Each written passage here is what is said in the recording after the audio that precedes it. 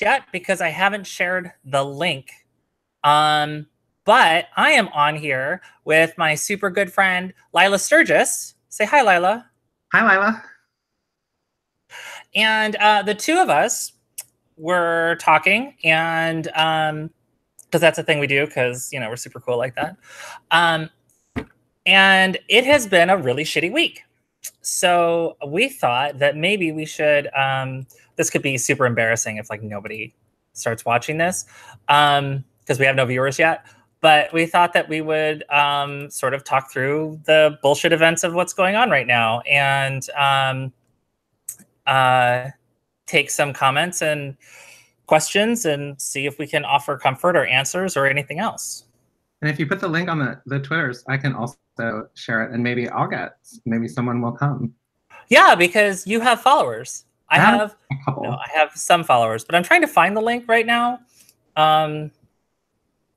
Because this is awkward, and it's not showing up right away, which is so cool. You guys, here we go. I just tweeted it. Oh, you're so good. Yeah. Oh, good. Okay. So there's a little delay on it, and then it was talking. So I hope nobody heard that. Hello, my dog. Total professionals here, ladies and gents. Thanks for joining us. I am going to tweet it. That's what professionals do. That's right. The show must go on, Brin. Oh, hey, it already did tweet the link. Man, it's nice when things work the way they're supposed to. Things do. Okay, cool. Oh, hey, I got retweeted by Lilah Sturges. That was me. Famous comic book writer, Lilah Sturges. Yeah. So before we get too far, Rogue. Dog. Hi, Rogue. Before we go too far, we should probably do introductions, because that's what the real YouTubers do, right? So for people who are watching who only know Lilah, my name is Brin. I'm a trans woman. I have I started bygender.net in 2010, so 8 years ago. I make crappy little videos on YouTube, and I tweet out into the void. So that's my CV. So Lilah, who are you? I'm Lilah Sturges. I am also a trans woman.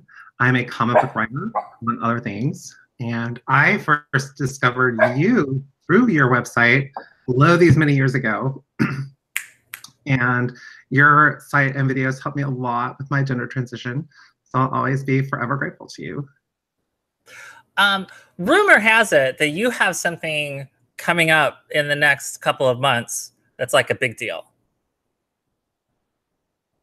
Yes, there is, but I can't announce it. It hasn't been announced yet.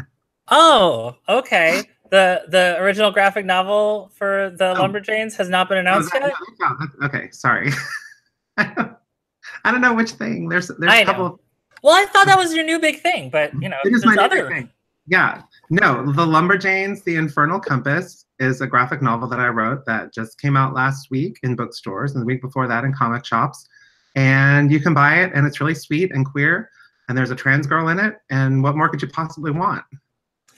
Here is where I reveal that I'm a terrible friend. I picked up comics last week, and I did not even see that. I didn't realize it had come out, so I wasn't looking for it. So now I have to go back to the comic book shop this weekend, so I can be a good friend. Yes. And read awesome comics from awesome writers. It's terrible. Such a rough life. All right, how do I see comments? There's the chat. Hey, leave comments and we can respond to them. So Friday, literally 1 week ago, Friday, I got this in the mail. Hey. Yeah, it's great. So I am like all official with a terrible photo and everything, and no data, please. And it has the right name on it, and it has the right gender marker on it. So I was so excited just absolutely over the moon on Friday because there was all kinds of rumors over the summer that the State Department, which is run by Mike Pompeo, who comes from the FRC, Family Rights Council, I think,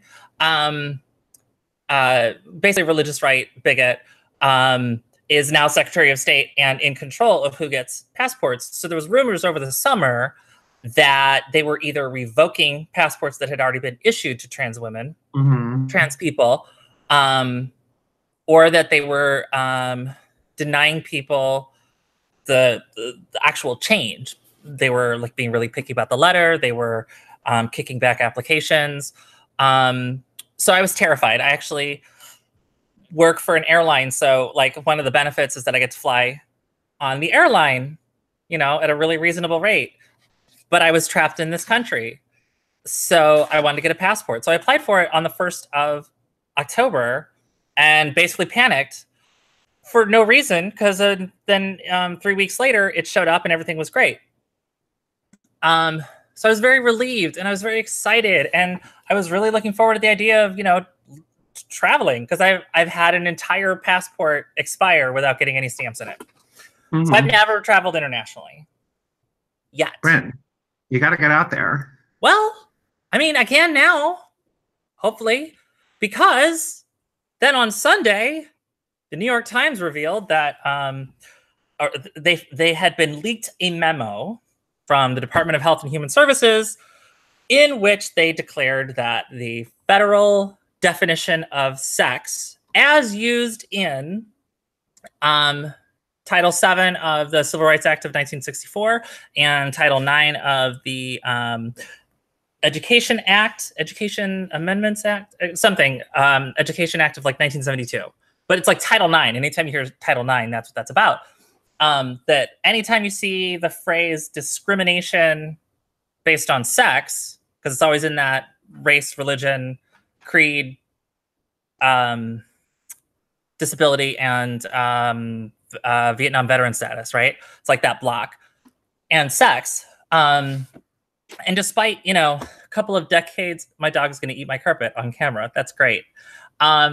Despite a couple of decades of court rulings that that stated that anytime you saw sex in the statutes, it referred to sex stereotypes, sexual orientation, because those are based on expectations related to sex, transness, because again, those are, you can't discriminate against a trans person without inherently discriminating against their sex. That's always been the sort of justification, or not the justification, but the rationale. So now they're going to define sex to mean, and only mean, male or female, based on the sex assigned at birth, which is an immutable characteristic. Apparently, doctors are clairvoyant when they look at genitals of tiny infants. But it's immutable, which means it's unchangeable throughout your life, based on your originally issued birth certificate, which is really interesting because I don't think in Illinois my original birth certificate exists anymore. Yeah, like they need a court order to go get it, right? So that should be a whole lot of fun, interesting litigation. And the only way to change it is to have your karyotype done, which the people who created this memo don't even know that that's the word for getting your chromosomes checked. So that's the kind of intelligence we're working with here. So that was sort of a shitty end to a great weekend. And then what else happened this week? The UN thing, right? So it wasn't enough that we were pissed off. Huh? The DOJ thing. Oh, yeah. Go ahead. So the Department of Justice issued a directive, a friendly note, to the Supreme Court saying, hey, wouldn't it be great if you made sure that when you ruled on these cases coming before you, which interestingly, they wanted the court to rule on two cases about gay rights first, before the trans rights one, I guess just to make sure to cover all of their bases, to make sure to use this same notion that sex is inborn, immutable, assigned at birth, yada, yada, yada. So it's an assault that's being waged. It's not just one department over here doing one thing. It's HHS, it's Human Services, and now the UN thing. Mm-hmm. So our mission to the UN, I don't remember what the ambassador to the UN, is trying to get the entire United Nations, so this should be fun, to replace all instances of gender in all of their resolutions and everything else with the word sex, because then by magic, they're convinced that the United States definition of sex will take precedence over the entire rest of the globe, which has a tendency to pay a little bit more attention to the actual science of things. They're going to get a fight out of Uruguay, because Uruguay has really taken a leap. Have you seen the news from Uruguay?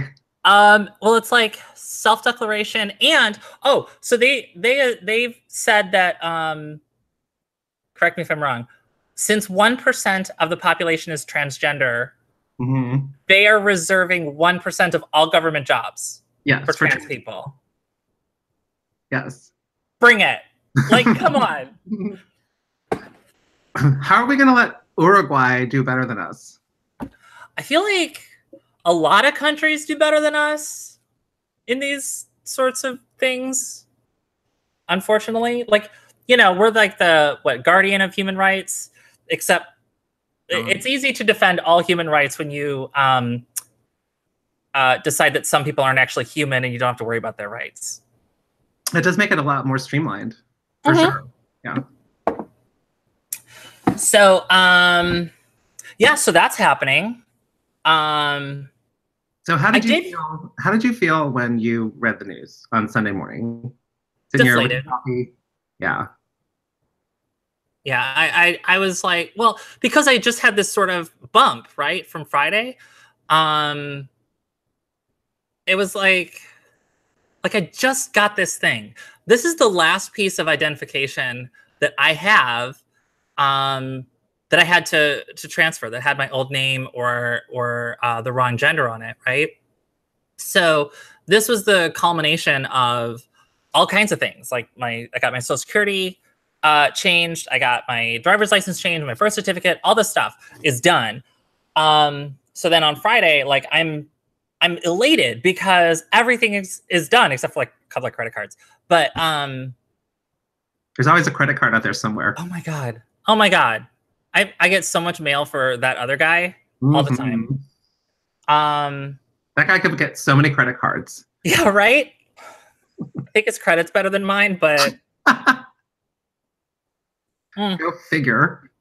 So I was feeling so great on Friday that to see this happen on Sunday. Am I remembering this wrong? Is it Sunday? It was Sunday, yeah. It was Sunday. Mm-hmm. Yeah. Oh yeah, because I had all day to stew about it. That was great.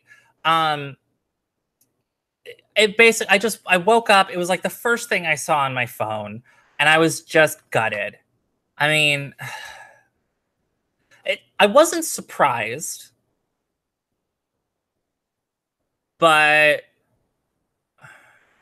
I was startled, I guess. I don't know. Like, I suspected something like this was coming. I just wanted to never have it come to fruition.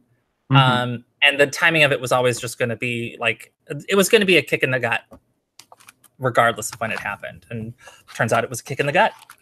It did feel like a kick in the gut. Yeah. When I got up on Sunday, I started seeing just, you know how sometimes you get your news through Twitter osmosis and you see people's reactions to the thing before you see the thing.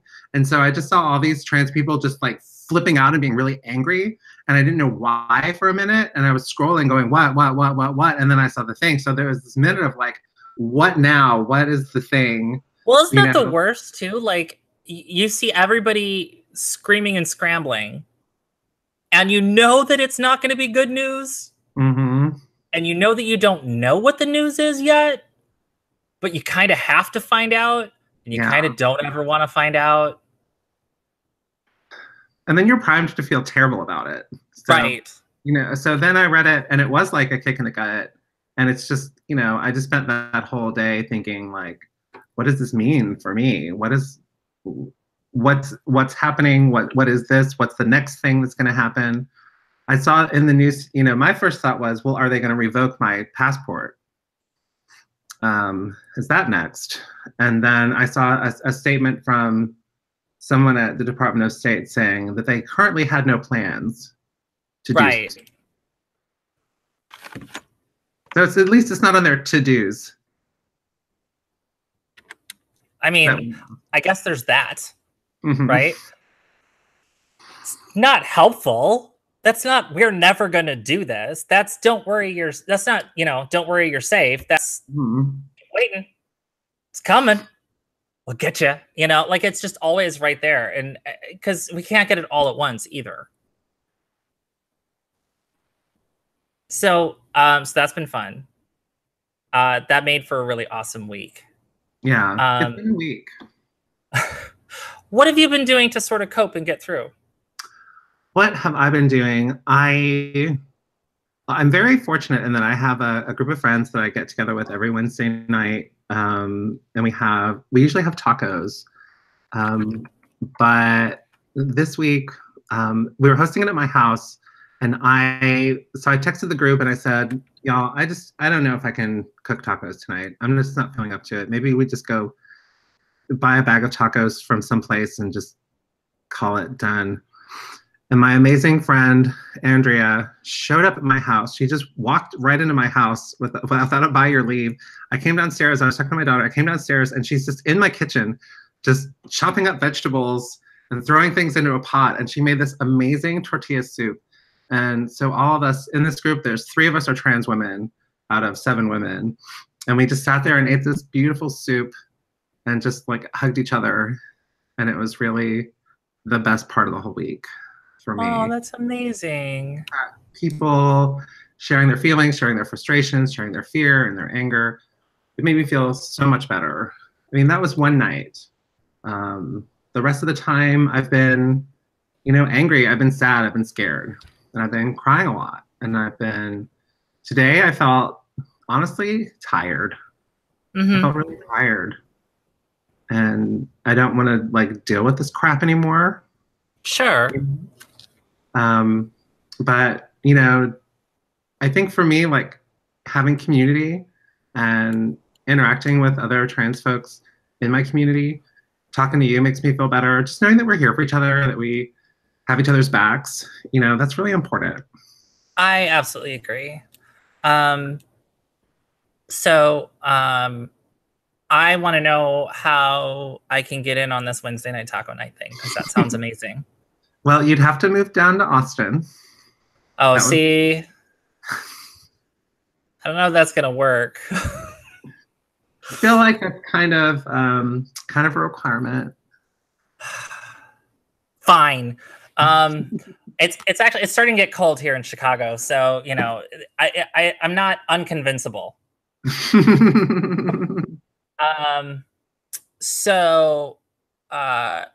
Gemma Hooper is following along, and she reminded me that it's the Family Research Council. Family Research. Thank you for that. Yeah, fuck 'em. Research this. Gemma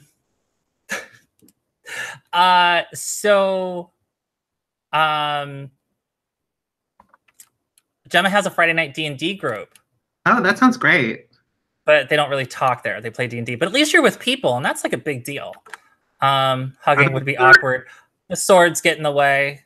Sure. Are there other transes in their D&D group, though? Gemma, are there other transes in your group? She's on a little bit of a delay, I think. So I'm watching the chat as we do this.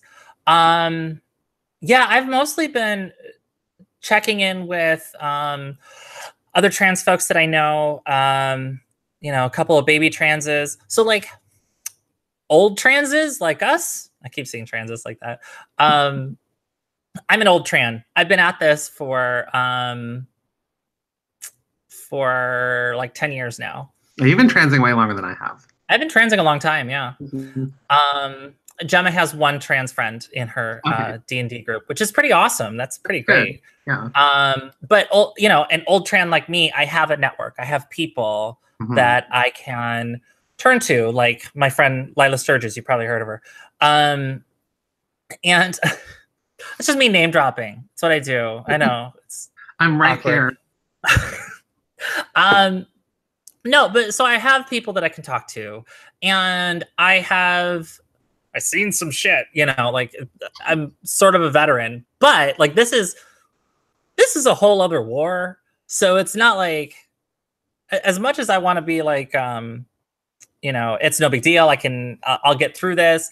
This is a whole new thing, but I've really been checking in with like, the newer trans folks that I know, like, they've been people a long time, but they're just sort of newly out as trans, or they've been at it for a little while, you know, just a little while, but they don't have the same kind of network.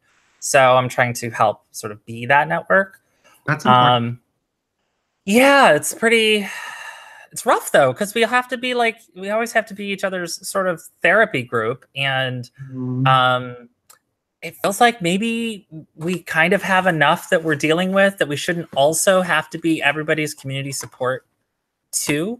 And that's not a complaint of like, I don't want to be doing this for other people. I don't think the world should be so shitty that we all have to do it for ourselves. Yeah, that's absolutely true. But, you know, because we are in this position where we are this group that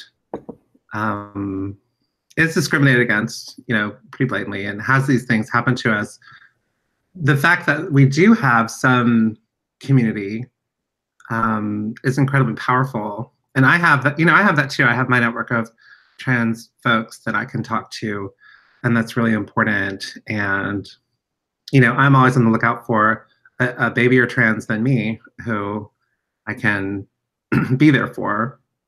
So that's really, really important. And I remember how scary it was, you know, when I was transitioning and I didn't really know anybody, and I had no idea what to expect and what was going to happen to me. And, you know, it's really night and day having people around me who've been through the things and who've seen all the shit. You know, even if it was a different war, at least they've been in a battle, you know? Right. So I've been trying to do that. I too have felt tired and angry and sad, but something happened on Tuesday or Wednesday. Both my daughters are in high school. And it was Wednesday. You might have heard there's an election coming up in 10 years or 10 minutes. Like it's all at once. No, 10 days. 10 days there's an election.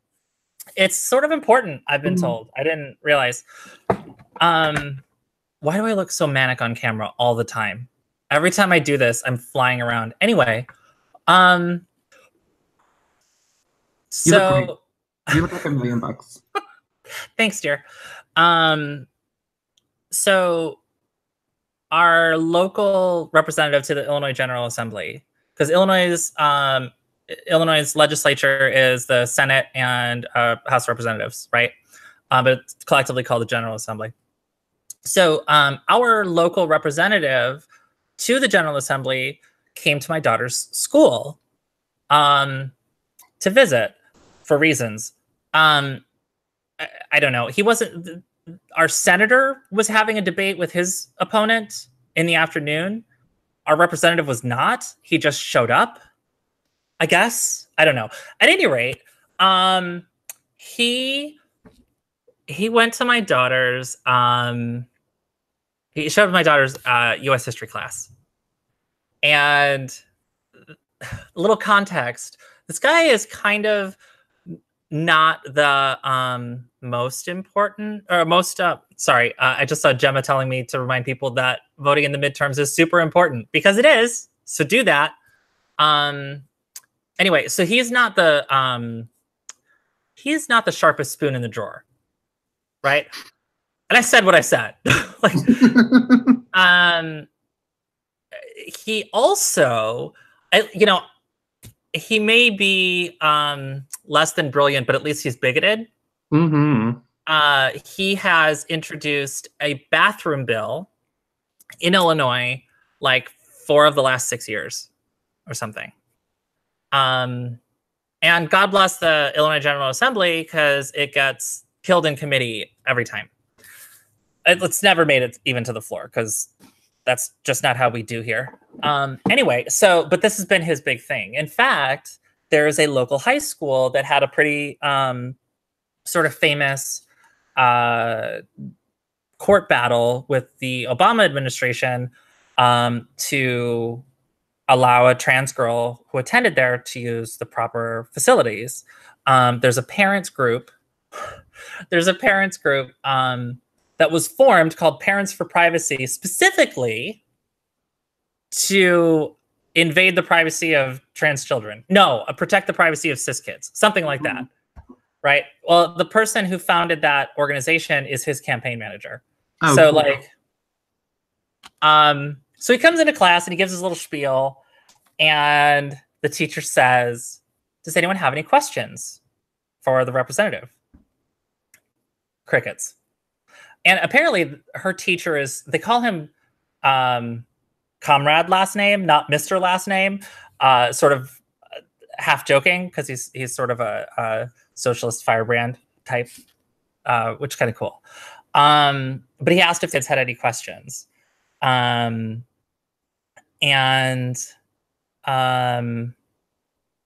Sapphire. It's not 216, but that's the one you're thinking of. So anyway, crickets, nobody had any questions. And the teacher was getting ready to start asking his questions, because he is not a fan of this guy as well. So he, I think, had some prepared. But my daughter pipes up and goes, "I had a question."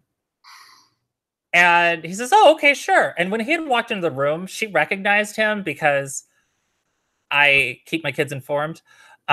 She recognized him and went, like, and he was like, you know, like, like, he's like, "Oh yeah, you're excited." And she's like, "Oh no." So anyway, she pipes up and she says, in 2016, you introduced a bill. And at this point, apparently there's a fair number of conservative kids in the class. And there's one kid in particular who's sort of like her nemesis. And like, he argues against her about wage gap and immigration and all this other stuff, right? Because my kid's cool and he's an asshole. So as soon as she said, "You introduced a bill," this kid just went like this. She said he didn't lift his head the entire rest of the class. So she goes, "In 2016, you introduced a bill in the General Assembly to keep trans kids out of the bathrooms they belong in. It's been 2 years. Has your view on that progressed? Have you learned more and understood why that's a problem?" Right? Just set him up to fail. I love my 16-year-old daughter. I love my other daughter as well, to be clear. But she was my hero this day. And so he goes, "No, no, I really believe that it's important to respect the privacy of all kids." And she goes, "Well, you're invading the privacy of the trans kids." And he's like, "Yeah, but well," and she apparently had him on the ropes for like a half an hour. And she said, the more questions I asked him, the more the transphobe just jumped right out. And and like, he was getting like more and more transphobic. And eventually he had started to get to the accusation that, trans women and trans girls are just trying to get into the bathroom in order to attack cis girls, because we don't pee. When you're on spironolactone, you have no need to go to the bathroom 15 times an hour. Never. So yeah. So just as he started to get to like that accusation, she goes, "Well, I was really getting revved up then, but the teacher said, 'We want to thank the representative for coming in today.'" I was like, "So did anybody else ask a single question?" And she goes, "Nope." I was like, "Well, you talked for like a half an hour?" And she goes, "Yup." And I was like, and your nemesis didn't respond? She goes, nope, just this the whole time. So I gave her like 15 high fives because she was amazing and a rock star. That's amazing. That gives me hope. That gives me so much hope. Yeah. So like I couldn't be pissed off the whole rest of the week, right? Like how am I supposed to be mad when that happens? So basically that's just been like, oh, so the next generation is really awesome. Okay. And you know, the generation in between, the millennials, pretty okay, you know, because I'm like tail end of Xer. So, you know, like there's hope, I guess. Darn it. I think there's hope. I mean, like when I think about the average MAGA hat wearing Trump guy, I think about a white dude in his 50s, right? I don't think about a hip young teen. So hopefully, you know, there's this demographic shift that's happening. Oh, but I don't know. You know, I'd love to believe that kids that, you know, I know my kids are more progressive than I am. You know, my kids were raised by Tumblr. They weren't raised by they're deeper in the discourse than I am. The discourse. Which is kind of great if you think about it, you know, that my kids are so incredibly socially aware. Much more than I was at their age. And their ideas about gender and sexuality are as progressive as they could possibly be. Mm-hmm.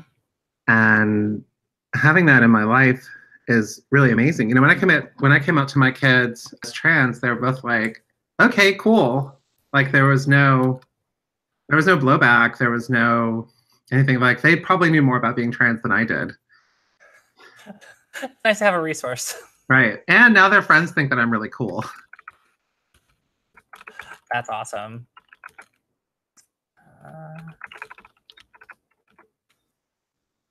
I was typing it out. I can actually talk to them. I was typing it out to the chat on the YouTube and asked if there was any questions or topics you want us to talk about. But I am watching the chat. So if you have any questions or subjects you want us to talk about, drop them in there. No, I think that's really cool. Actually, so my kids had a problem with it, but my kids were much younger than yours. So when I came out, because I came out, they were 7 and 5. I think. That's so that's sort of a weird time. Like they were mostly cool with it because kids that age are just mostly cool with everything, right? It was just sort of the implications of it that sort of hit them. Like when my older one, a couple years later, she was like 10, and I talked about this in one of my videos, but when she was like 10, she had a really rough time with me being trans. And like the more I was like sort of feminine the rest of my like regular daytime, you know, sort of stuff, the sort of harder it was for her until it just sort of became normal.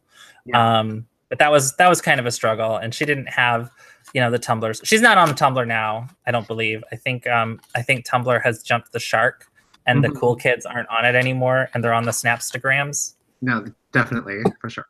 Yeah.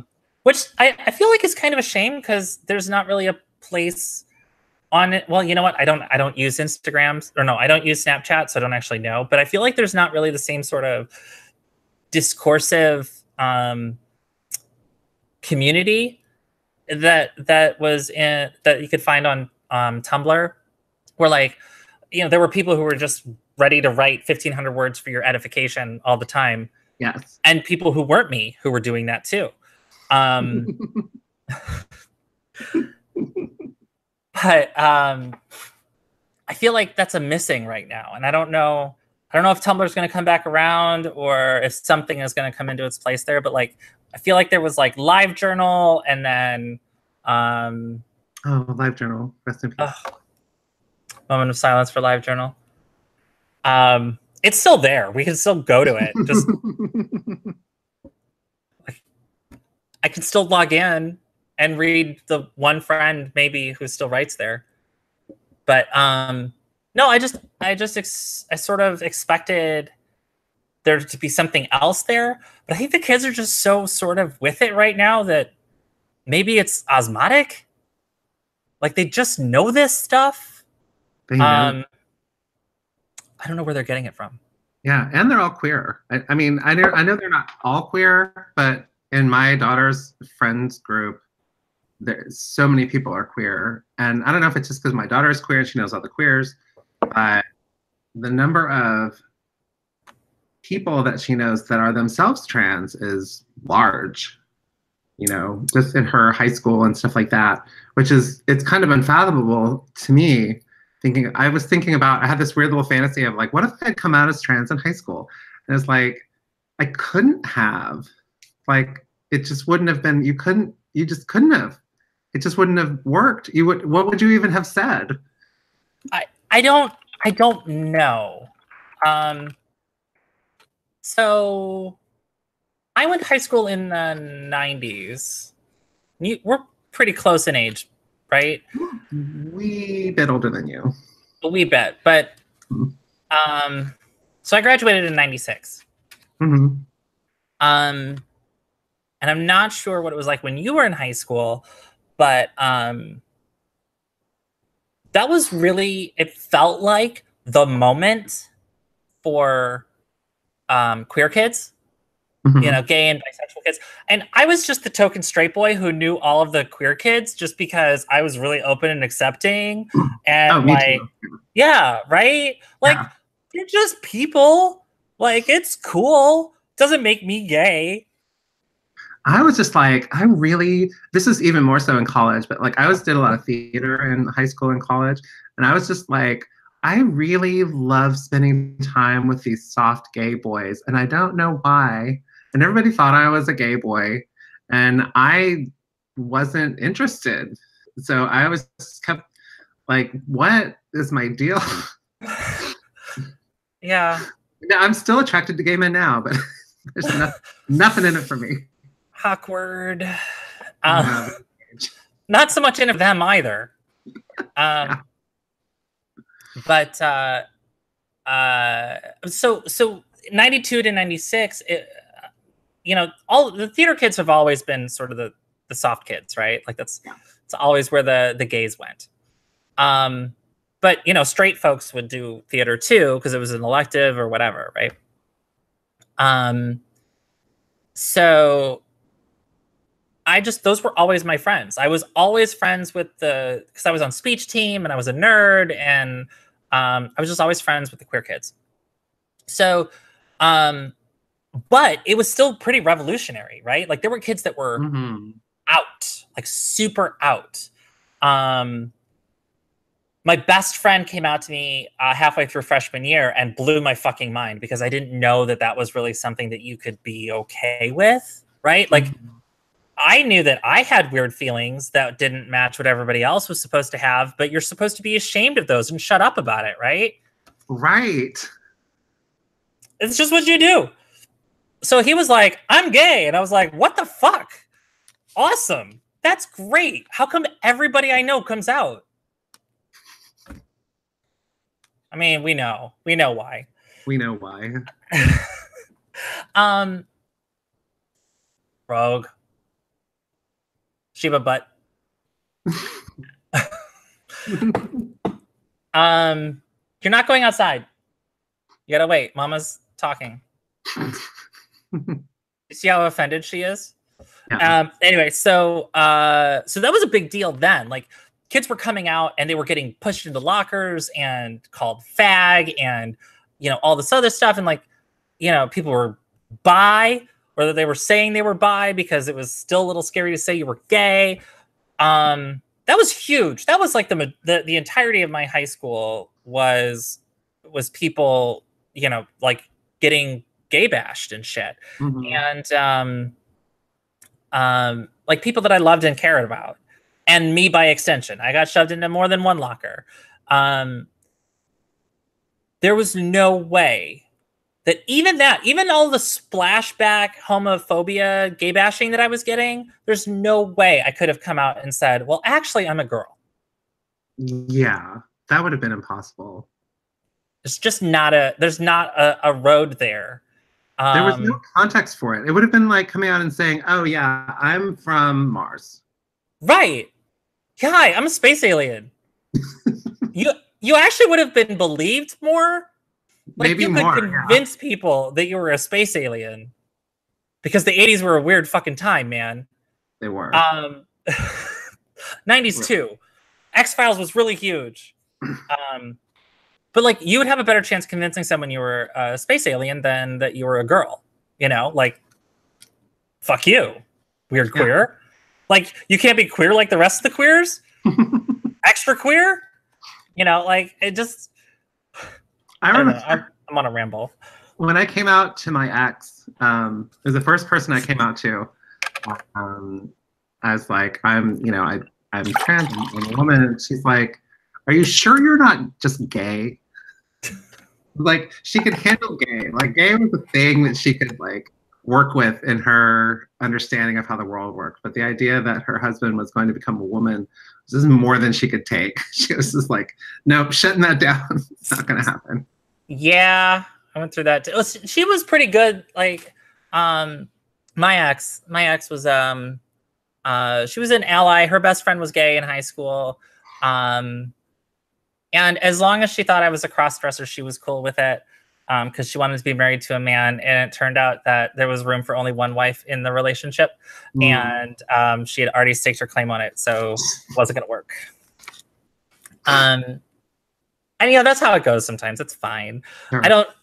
She was actually fine when I told her that I was bi and attracted to men. She had no problem with that. She goes, "Guys can give you something I can't. I'm fine. If we're going to have an open relationship, if that's something we want to try, we can talk about it. I don't have a problem with if you're with guys. We can still be married. Like it doesn't affect us. You want to be a woman though. Gonna have to let that one go. So, that's just how that goes. But yeah, there was no path in the 80s and 90s because there's just too few of us to begin with. And the only visibility we had was like one episode of Night Court. And Donahue and Jerry Springer and Ricky Lake and a few Oprah episodes. There was Don Lithgow's character in The World According to Garp. Do you remember this? I didn't see that until I was an adult. But he was literally a linebacker in a dress.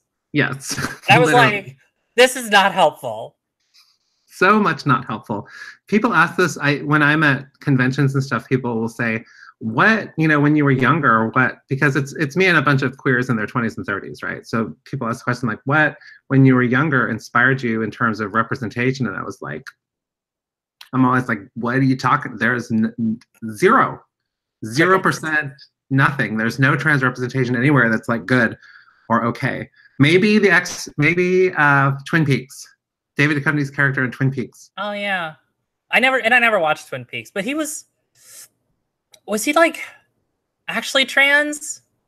Wasn't his shtick? I guess maybe wasn't his shtick that he had gone undercover as a woman in one, and so stayed there on one case and was just like, "I dig this." Yeah. But I mean, relatable. Yeah, dress up for one Halloween and bam. Yeah. Did you ever dress up as a woman for Halloween? Yes. Yes, so did I.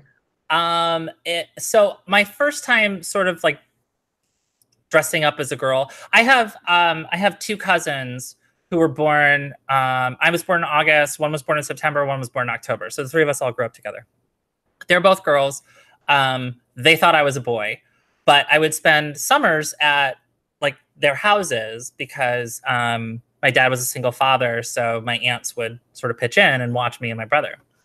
And my one cousin, she had been in a bunch of weddings for whatever reason by the time she was 7. So she had like 3 bridesmaid dresses. And I would spend the summers there, like just the whole time. And we would always play house. And just because it's fun, I was the daughter. I was a girl. I was a baby. Well, are you a boy or a girl? Well, let's try a girl. Let's see how that is. And then I would be able to put her clothes on, and we were the same size, so I got to feel pretty. which was nice because I didn't have a mom, so I didn't get to try any of her stuff on. But yeah, so but when I was in college, did I hide and burn the pictures? I think I hid and burned the pictures. I actually do have photos around somewhere. I dressed up as a girl for Halloween they're around here somewhere, actually. I would love to be able to just pull it out and show it on camera because I've never shown it to anyone. But yeah, that was sort of like my first like foray. And the one I got, you make a really pretty woman. Weird. That's disturbing to me. Like all the guys that I knew on my floor were like, you're making me feel weird things and I don't like it, you know. You gave them their first taste of trans panic. Right? Surprised I survived.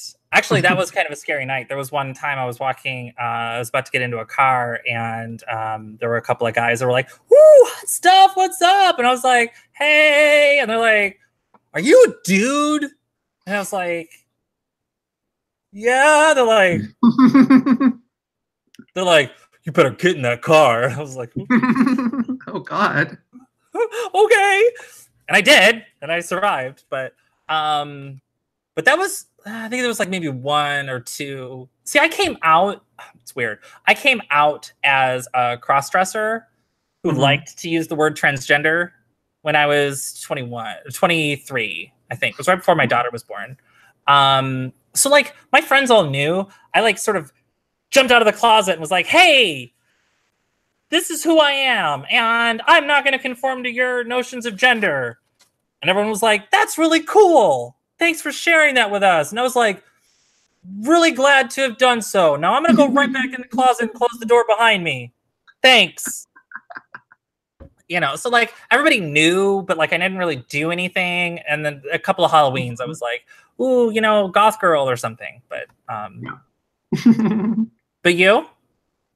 I got my first taste of it when I was in this play my freshman year of college. There's this play called What the Butler Saw. This Joe Orton play, I think. And I played this police officer who's, through some wacky series of events, ends up in this little leopard spotted mini dress at the end of the play. And of course, it's played for enormous laughs. A man in a dress. Good God Almighty! Little did they know it was a woman in the dress the whole time. Right, it wasn't actually funny because it was an actual just woman. But that gave me some weird feelings. And when I had the chance the following year to dress up as a woman for Halloween, I leapt on it. But it was all just that very subconscious, like, "Oh, this is interesting. This is fascinating to me." Like I always thought the trans people were fascinating. Like that was my thing. Like when Jenny Boylan's book came out in like 2003 or whatever, I remember thinking, "Oh, Jennifer Boylan is a transsexual. How fascinating. I believe I shall read her book." Is this fascinating? Yeah. Well, isn't that something? Yeah. Go figure. Huh. So was that your first time in the play? The first time you like, you know what? We don't need to get into all that. I mean, we can't. Sorry.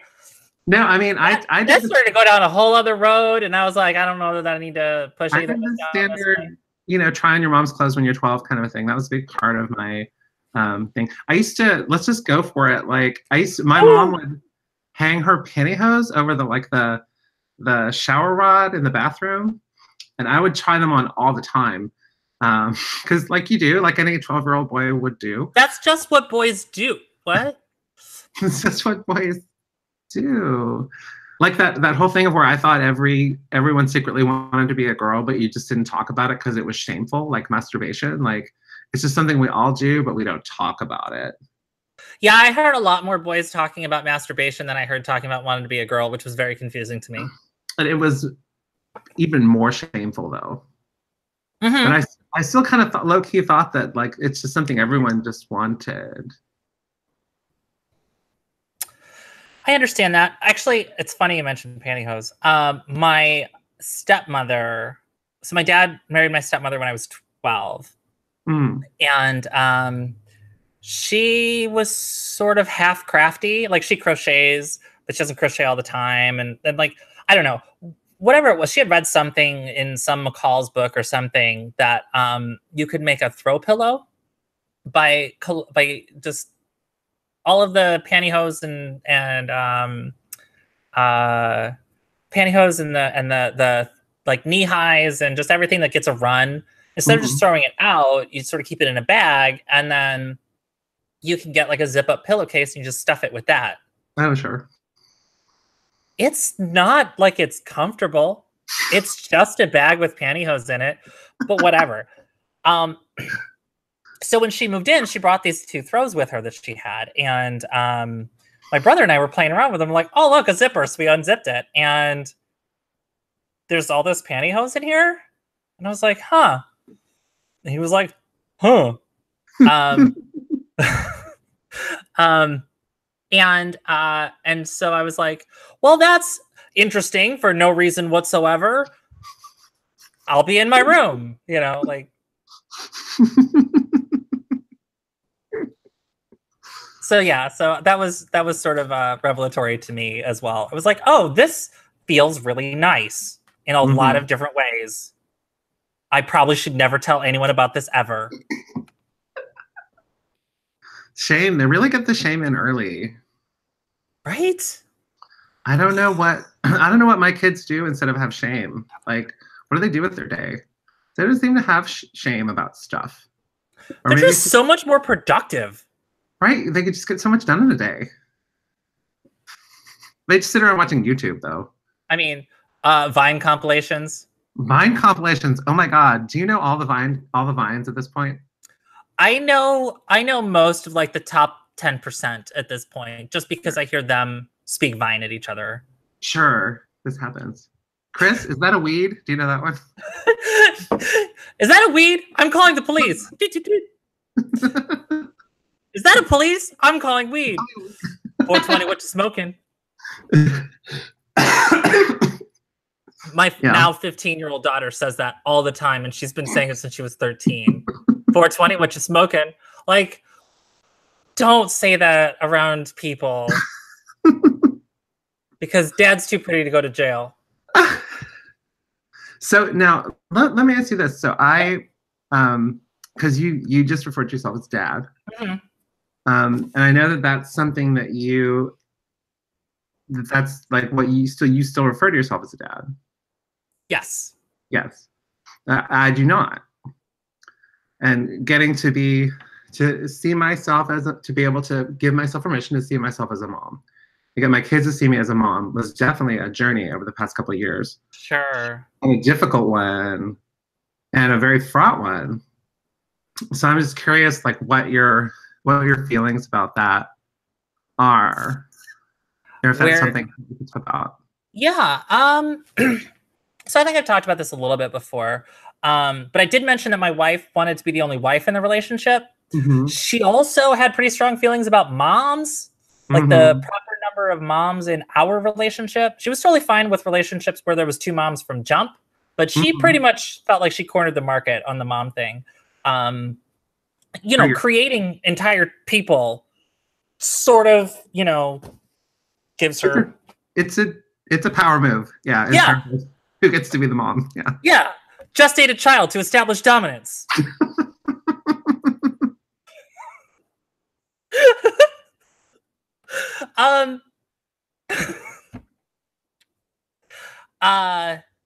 No, she had very strong feelings about mom, and that was a request from her that I don't ask the kids to call me mom, and I'm sort of fine with that. It gets a little awkward in public, but one of my other best friends from high school is also gay, and she and her wife were adopting a kid, and he was calling my friend's wife dad. So this was before I really transitioned, so it was kind of revelatory to me. It was like, dad's kind of a state of mind, you know. I don't feel like it has to be tied to gender. I feel like it is a gendered term, but it's not a term with a gender. That makes sense. And I was raised by a single father. My mom died when I was almost 4. Mm. And he didn't remarry until I was 12. And our grandmother, my grandmother lived with us for just a little bit, but mostly it was him and me and my brother. So, I mean, and he was my only parent left, right? And this dives into a little more oh, Gemma asks if I ever floated the idea of Muddy or Maddie. My daughter, one of my daughter's names is Maddie, so that one's right out. I have a No, story so about like, that. I want to hear that. But so my sort of internal sense of parenthood was really tied up with dadhood, you know, fatherhood. So I wanted to be a dad from jump. Like I wanted to be a father as long as I can remember. I was so excited. I got married at 22 and we had our first kid at 23. And then our second one when I was 25. So like I was right on it. I was ready to be a dad. And the other factor to that is oh, Muddy was an autocorrect fail. She meant Maddie from Jump. Okay. That makes more sense, but it does. But so okay, I always think that my life is boring, and then I tell these stories, and people are like, "This is bullshit. This doesn't happen to people." So, so my mom died when I was almost 4. My dad raised me and my brother from that point on. I found out when I was 22 that the man who raised me was not my biological father. He actually met my mother when she was pregnant with me. My biological father was her ex-boyfriend who they did not part on particularly great terms with, and she didn't want him involved in my life at all. So she was going to raise me on her own. And my dad was in love with her. And she liked him a whole lot. And she eventually fell in love with him, but he wanted to marry her. And he said, you know, I will raise this child as my own. And if it's a boy, I will give him my name. And I just want you to understand, like, this is my kid too. If you're game for it. Right. So, so I find out as an adult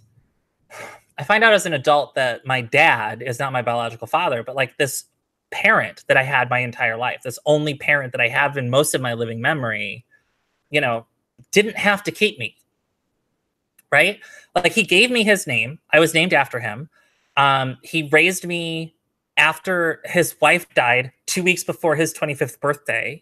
And I didn't know, he didn't let on ever at all that I was not his biological kid and my brother was. Wow. Yeah. So like, that was so huge. And okay, now the joke to that, or the punchline to that is that the person who told me that my dad was not my biological father was not my dad. It was my wife on the way home from our honeymoon. Because she had known for 2 years. And he made her promise not to tell. So she didn't. So we got married. We survived an entire engagement. I came out to her as trans during our engagement, and she was like, "You could have told me this before we got engaged." And I was like, "You're right. It was kind of an asshole move to wait until then, but I'm sorry. Here we go. This is the truth." But she introduced me to Eddie Izzard, so I thought it was going to be totally cool. It was not actually totally cool, but she tried. You think Eddie Izzard is going to make everything okay? How can Eddie Izzard not make everything okay? He's amazing. So she had helped my dad move me into the apartment I had before I moved in with her. And as they were driving back, because they lived in the same town, as they were driving back, he opened up and told her this story. And swore her to secrecy. So I opened up with this big secret when we got engaged, and she shut her damn mouth because she can keep a secret, which makes one of us. But at our wedding, my dad had had a little bit too much to drink and kind of opened up his mouth to one of her aunts, and she didn't want me to find out from anyone else. So I was pissed for a while, but after I calmed down, I realized what a huge thing that was. Like, he claimed me, you know? Yeah. So I'm technically an adoptee, but he claimed me, and you know, he was my dad. So like, dadhood carries a lot of weight for me, more so than I think it does for other people. That makes a lot of sense. Yeah. I'm one of the more maternal fathers you're gonna meet. Yeah. Because you know, I'm a soft and squishy emotional wreck all the time. And you're a dame. And a dame. Yeah. You know, there's that. Who's that broad over there? It's my dad. Actually, so on that line, my older daughter was in the school play last Friday. So the same day that I get my passport, my one daughter is on the stage, one daughter is backstage. So I've got a daughter and crew. I'm at the school to see the show, and I'm so glad I invited you on here so I could just talk at you for an hour. It's nice. So it's intermission. I'm out in the lobby area. They've got like a gift basket or raffle baskets, right? One basket had a whole bunch of, I'm getting lag, I think. One basket had a bunch of sort of theater related stuff, including an hour of monologue work with a local actor that's here. And my older girl is going to audition for college theater programs, so she wanted some monologue coaching. So I basically, her mom and I loaded the basket with her tickets for her, but I kept 2 for myself. So I was wandering around looking at the other baskets, and there's a kid sitting at the next table over with his leg up on a chair, and he's talking to his friend who's sitting across the table from him. He saw me. Like, I know he saw me, and then he just sort of like half turned back to his friend, and he sounded like he started a new conversation. I don't know that he started a new conversation, but it sounded like he started a new conversation. And I've come to learn later, this kid is apparently just loud, but it sounded like it was like this much above a normal conversational level, or like if normal conversation is from low to high, he's like here. I'm like, okay. So he starts saying, yeah, well, my grandma's mad at me. And his friend was like, oh, what's up? And he goes, well, just because my body doesn't match what, you know, they told me I was when I was a kid. You know, she's mad because she says that I'm never going to have grandkids, or I'm never going to be able to find a husband, and maybe I don't want a husband, and, you know, that's okay. I don't want to have a kid inside of me because, you know, that's like, there's nothing that's going to make me feel worse about my body than that because I'm a dude. And I was like, okay. So like, is this the greatest universal coincidence where I just happened to be at a school production where this kid happened to be the usher, and we both happen to be trans, and he just happens to be talking about being trans at a sort of louder pitch where he knows I can hear it? Is this just by chance? Like, it's by chance we were there, but like, did I happen to walk up into the conversation at that moment? Or did he see me, clock me, and then, you know, sort of give me the coded, hey, Tran, I'm a Tran too, you know? Well, did you rush up and affirm him? Yes, I did. I wandered over and I was like, okay, so I couldn't help but overhear, but I overheard. did you say you're trans? And he's like, yeah. I was like, you know what? It's a really hard time right now, and I understand that. And this is before all this garbage came out. I was like, it's really hard. I understand that. And I just want you to know we get to be parents. We get to have love if we want it. We get to get married. We get to have jobs. We get to be functional adults. We get to be dysfunctional adults. Like, you're going to be okay. Just stick with it, you know? And turns out there's a local teen trans group around here. And I'm volunteering for it. I just was starting to go. I had like my last day of training the day after this happened. And I was like, hey, do you go to this group? And he goes, no, I've never heard of it. And I said, oh, well, look up the name. It's Wednesdays. It's in the next town over. It's at a church. You don't have to tell anybody. You don't want to tell anyone. You know, check it out. So, so this happens, and I told my younger daughter about it, and she goes, oh, yeah, no, that's his name. And I was like, I don't know if he was like trying to out himself to me on purpose. She goes, no, he's just loud. He maybe was just loud.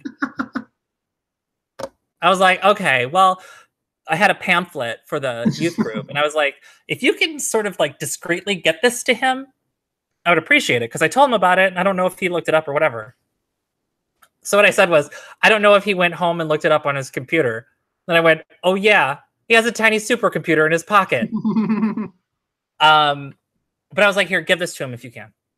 So she comes home from school, and I was like, did you give him that pamphlet? She goes, yeah. I walked up to him, and I was like, hey, some lady come up to you?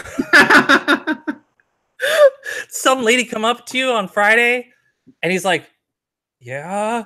Like, does the whole school know? Like, yeah. And she goes, oh, yeah, she was my dad. She wanted me to give you this. And it's like the pamphlet. And she did this, like, she's like, I did this spy maneuver. Kids are hilarious. I love it. Turns out they share an acting class, which is why that kid was ushing. But yeah, so I don't mind dad. Like, I feel like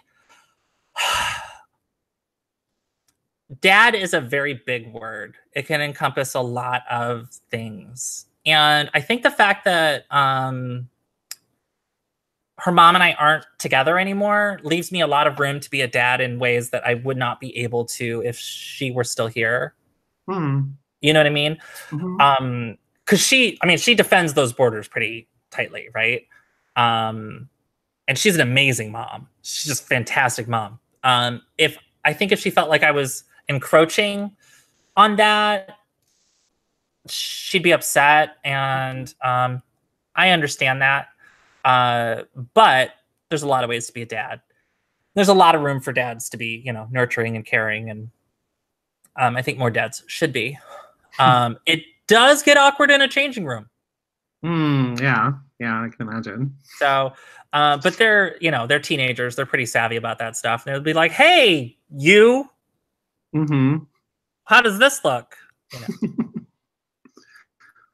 So when I came out to my kids, we had this conversation. They were like, "Well, you know, can we still call you dad?" And I was like, I don't know how I feel about that. That word feels very gendered to me.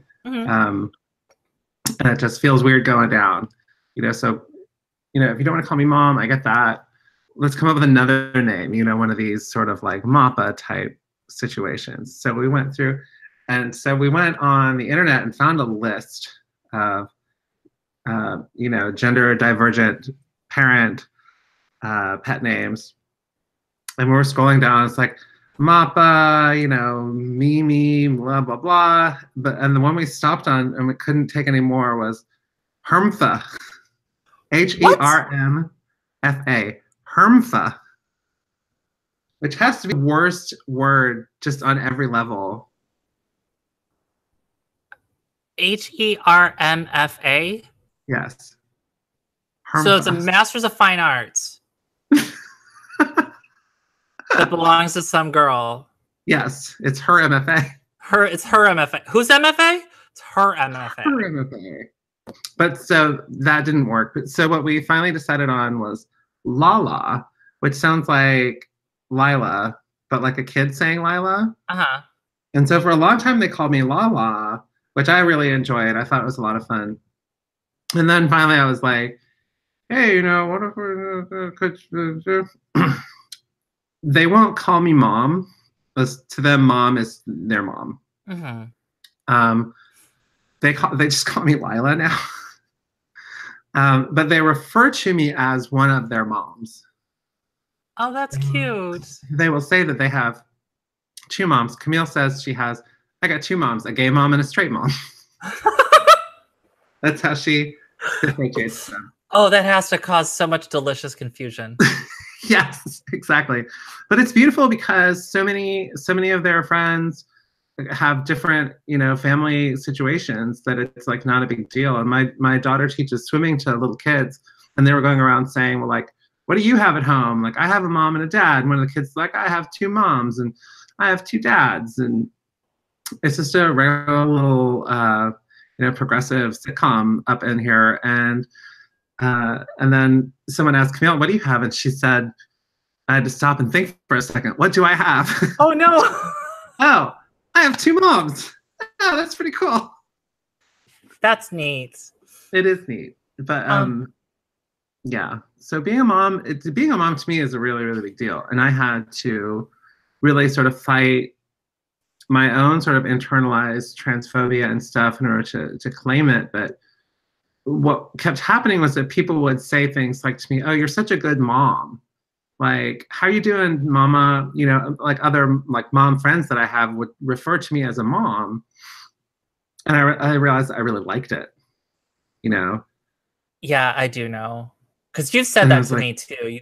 You've talked about mom stuff, and I have other friends that have said, oh, you're such a good mom. Or if we're out, the kids don't challenge people if they say, your mom is really, or whatever. Right. So, there's a nice little feeling about it. And it feels really good. And it feels affirming, right? It does. Because as much as I value being their dad, it's hard. I can unpack only so much of that sort of gendered weight, right? Sure. So there's always just that little sort of reminder. So yeah, no, I totally understand what you're saying. But I like that you're able to find the value in the dadness, because for me it just became really intolerable, and I couldn't handle being called dad anymore, and I had to ask him to stop, and it was not easy. And like all the weirdness around Father's Day, like they were like, do you want anything for Father's Day? And I'd be like, no, I really don't. That was just odd. So my ex and I sort of split the difference. I get stuff on Father's Day, she gets stuff on Mother's Day. So what that always meant was that, she would always get really cool handmade craft stuff that they made at school. And I would sort of get whatever, she could get them to make out of what construction paper we had lying around the house. Yes. But I totally get it. That's fine. No, I get Father's Day. That's fine. We share custody. So we don't have to fight about, who gets them on Mother's Day, who gets them whenever. So she gets them on Mother's Day, I get them on Father's Day. It just always works out. Can you chill? Not you. You're fine.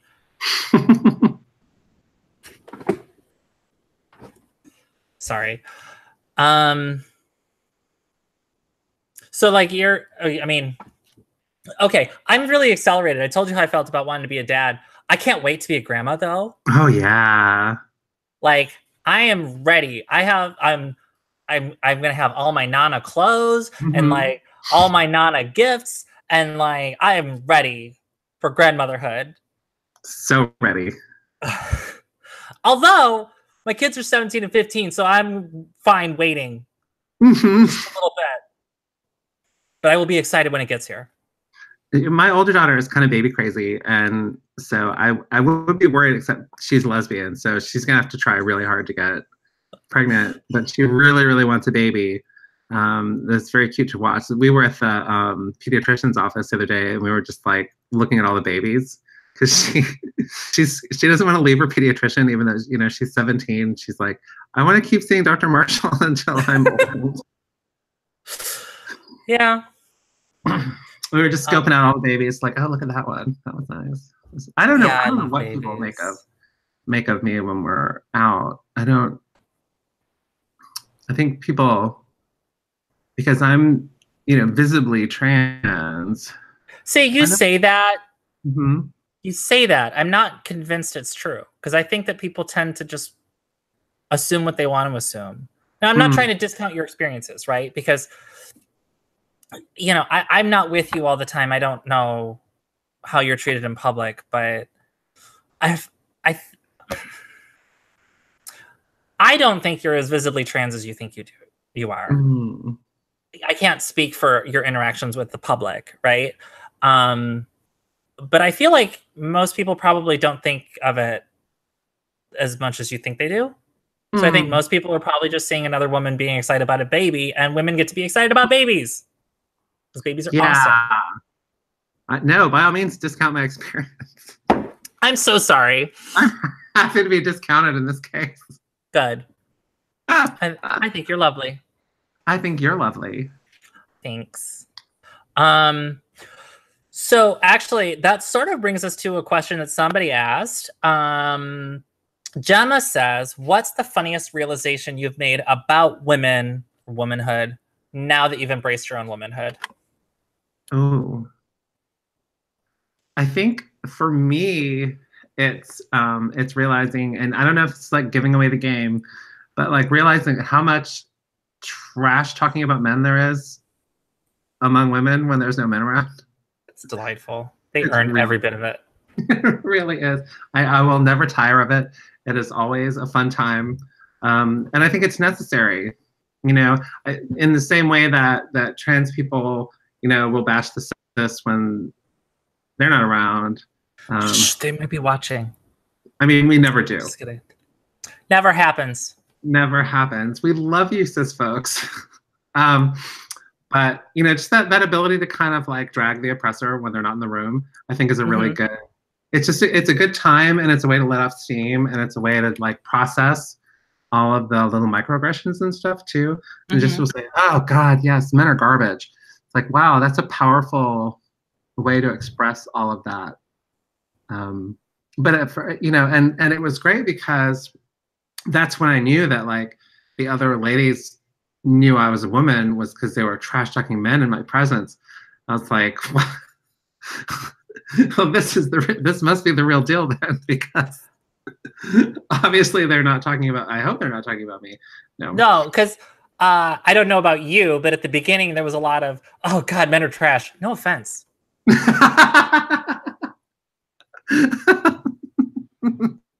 And take. There wasn't offense. Now there is.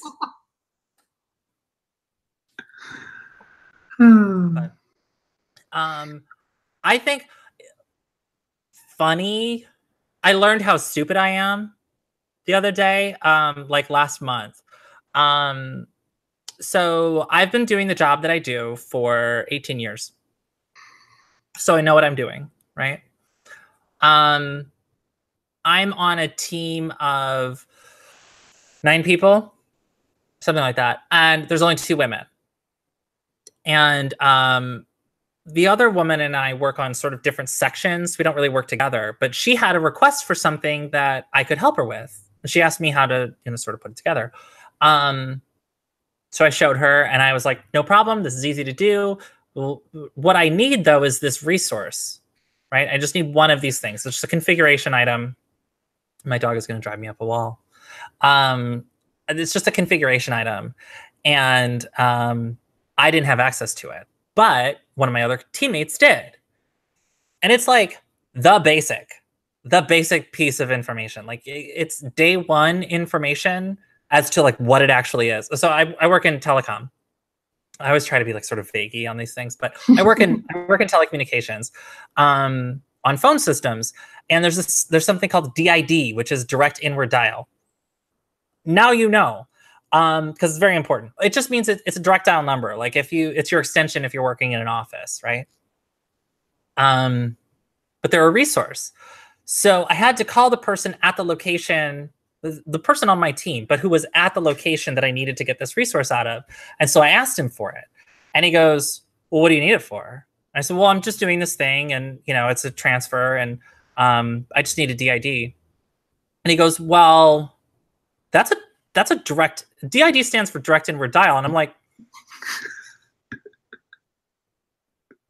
I know what a DID is. Thanks. So this is all happening over IM because he's in Houston, right? So we're talking over instant messenger, and all of a sudden, boom, other teammate gets added to the conversation. And he goes, hey, what's Brin asking for here? She just said all of this. What's she wanting? And my other teammate was like, oh, she needs DID so that she can do this transfer thing. And he goes, okay, I just wanted to be sure. I'm like, I typed back. I was like, I literally just told you this.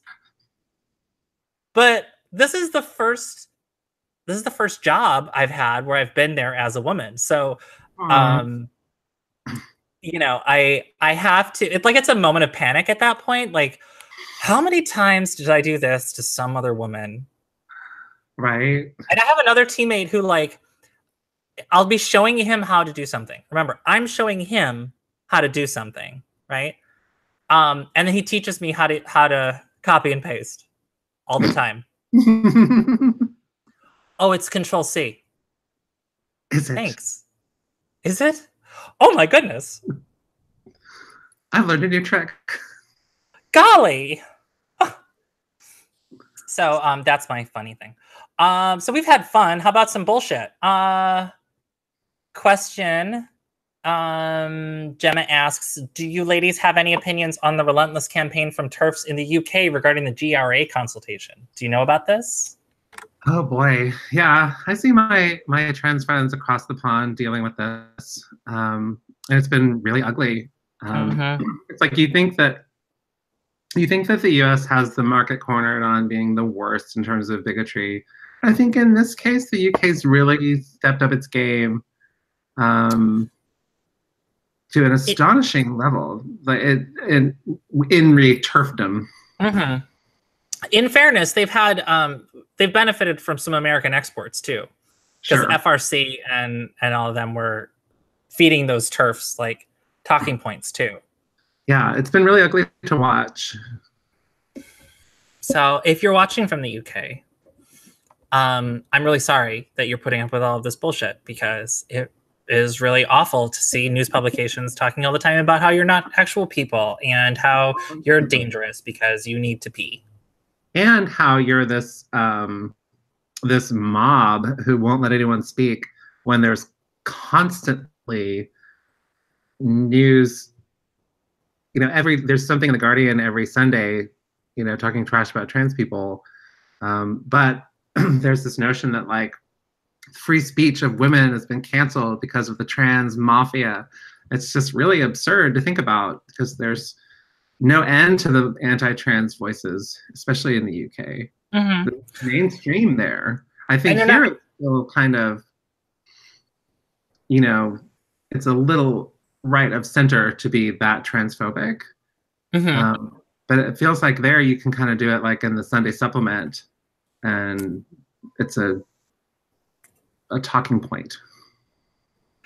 Yeah, it's just sort of taken as written that there's a debate to be had about the humanity of trans people, and it's not particularly great here. But yeah, no, like you make a really good point about like the trans mob is. Oh, I found this bullhorn, and I have 16 column inches where I get to complain and yell at the top of my lungs about how I am not getting any opportunities to speak. I'm afraid to speak out. Yeah, I'm scared to speak out every Sunday. Yeah, it's weird. Yeah, no, agreed. So I don't know. Honestly, all that shit's been going on all summer because they're working on.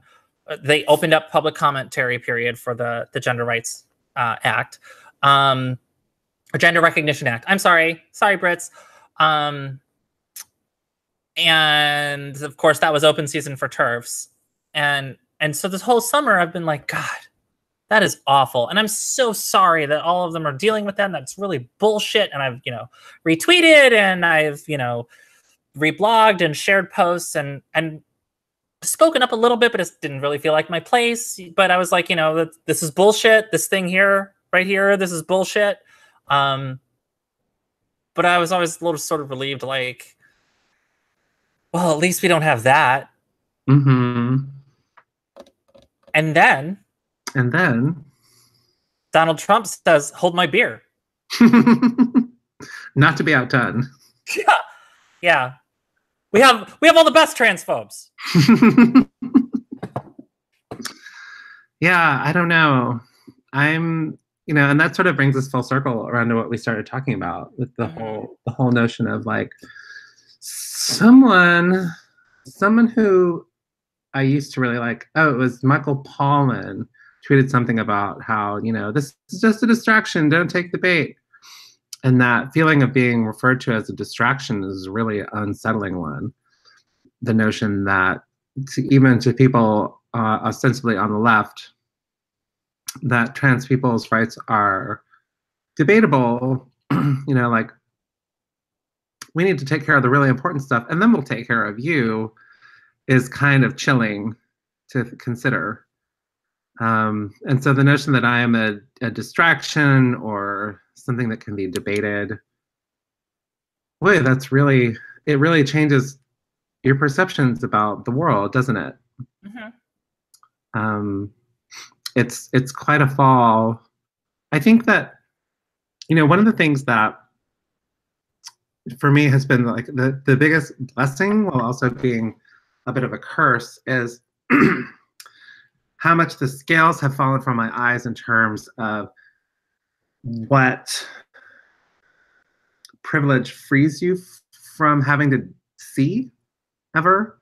Like when I know that we in the trans community have a really uncomfortable relationship with the whole concept of male privilege, but I will say that for me personally, I didn't have to think a lot about a lot of stuff as long as I was presenting as male.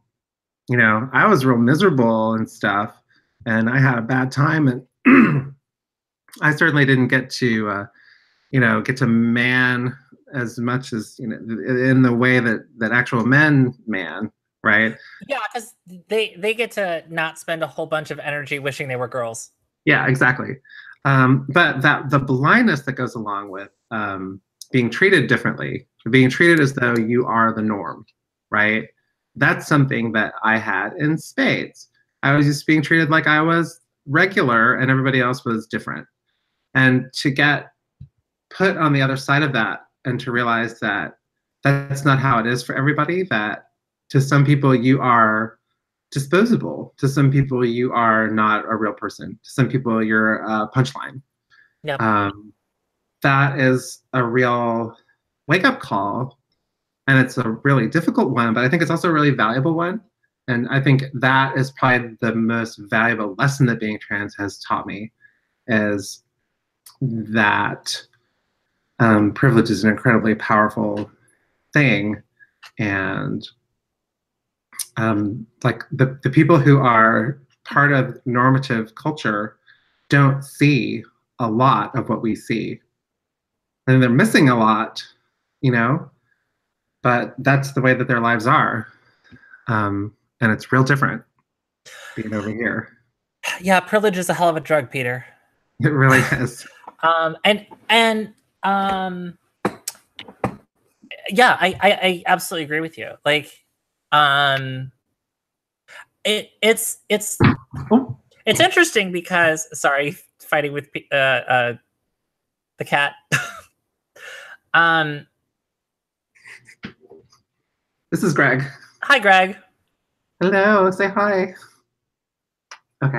What a charmer. He hated that. No, it's interesting. Like, privilege is interesting because when you're in the privileged position, you don't realize how much work other people are doing to maintain your privilege.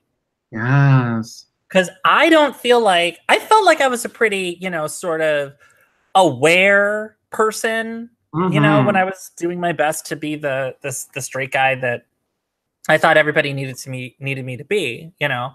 Um I had gay friends, I had black friends, you know, I had women friends. So surely, you know, I understood, right? Like I was caring and empathetic. Um, except that they were all doing so much work to not threaten my perceived male privilege, my white privilege, my perceived straight privilege, right? Like they're constantly making choices every second of every day to factor in how I'm going to perceive something that they do or that they say, right? So then, you know, when I transitioned, uh, it opened my eyes. Like I was a bit conservative for transition. Were you really? Like, yeah, no, it was bad. It was one of those socially liberal, fiscally conservative. Oh yeah. I was that asshole. I had a fedora, but I could never quite make it work. Brin. I did. I had a fedora. I look way cuter in it now. Oh, I'm sure you do. I do.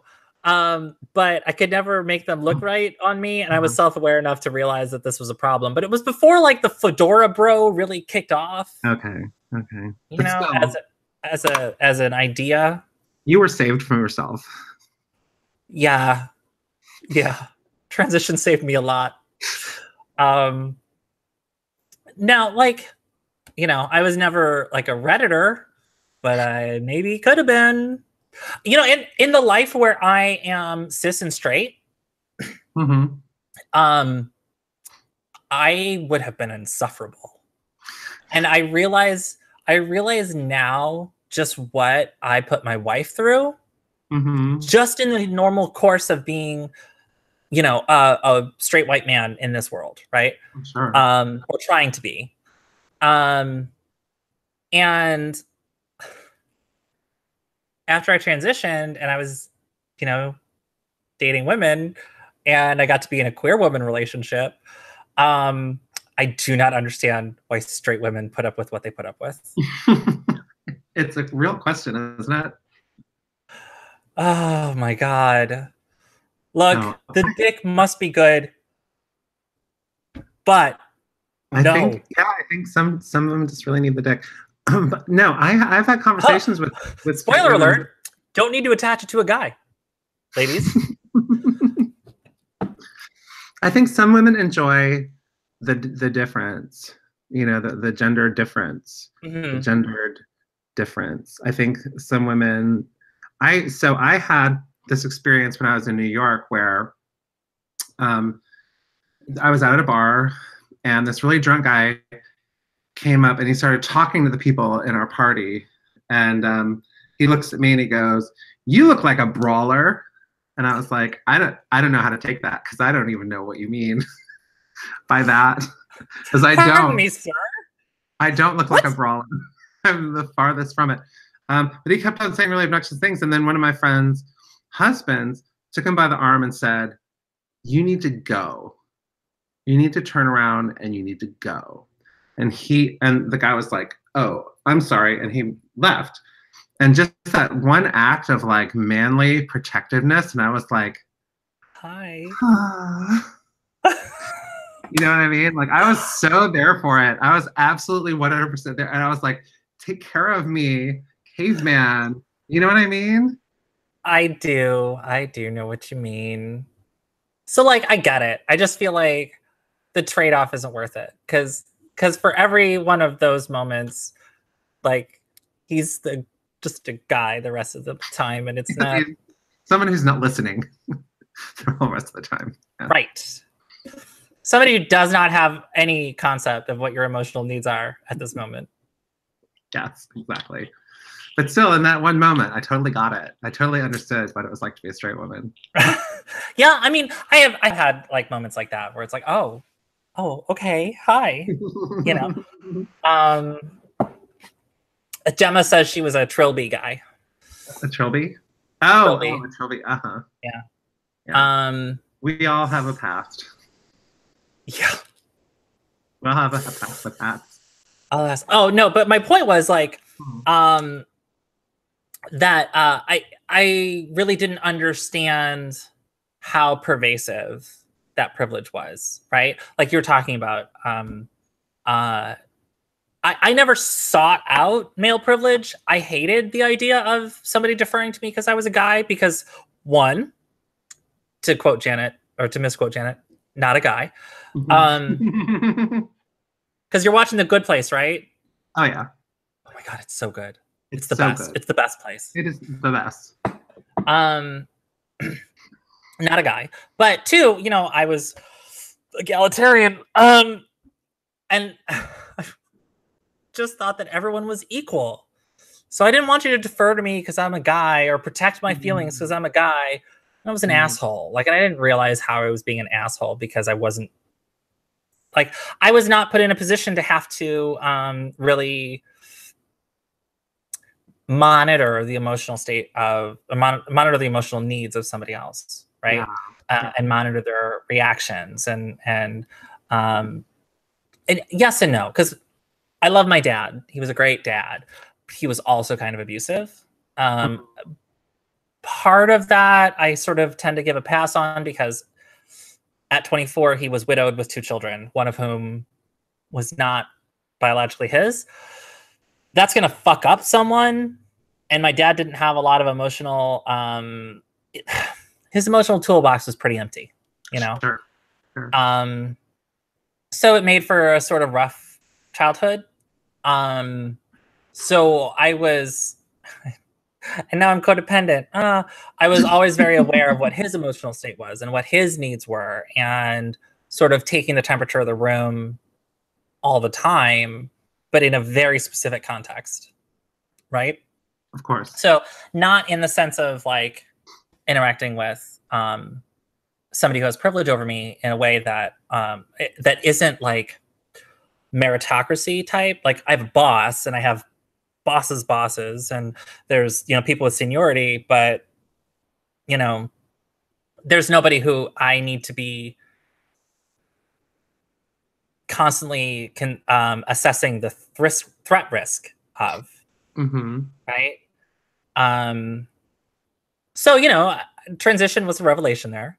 And I'm a little more empathetic, and, you know, I tried, I remember having a conversation with my now ex-girlfriend early on, because she was a women's studies major. She was getting her bachelor, the end of her bachelor's degree, when we started dating.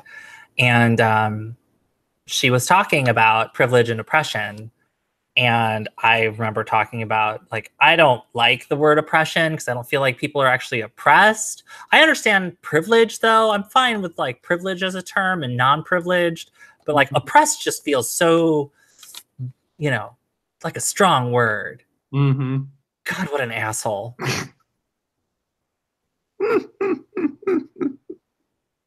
I know that was like 2011. So I hadn't really transitioned. I had a lot in a lot of my personal life, but not generally. Certainly not at work or anything like that. You know, so you know, so I think a lot of this like turf stuff, I almost understand where they're coming from, right? They come from supposedly this radical feminist background, right? Which has a whole lot of built-in understanding of material reality, of classes and gender as a class, and you know, men as the oppressive class, right? So I understand how initially you can encounter trans women and go, oh, well, this is just men trying to invade womanhood, right? That should last exactly as long as it takes for you to actually talk to a trans woman, like just once, you know? But I can understand feeling threatened there, right? Because like you're constantly having to be aware of men anyway. And you create these spaces for women, and it's supposed to be safe, right? This is supposed to be a space where you don't have to consider men and their points of view. Mm. So I understand feeling threatened.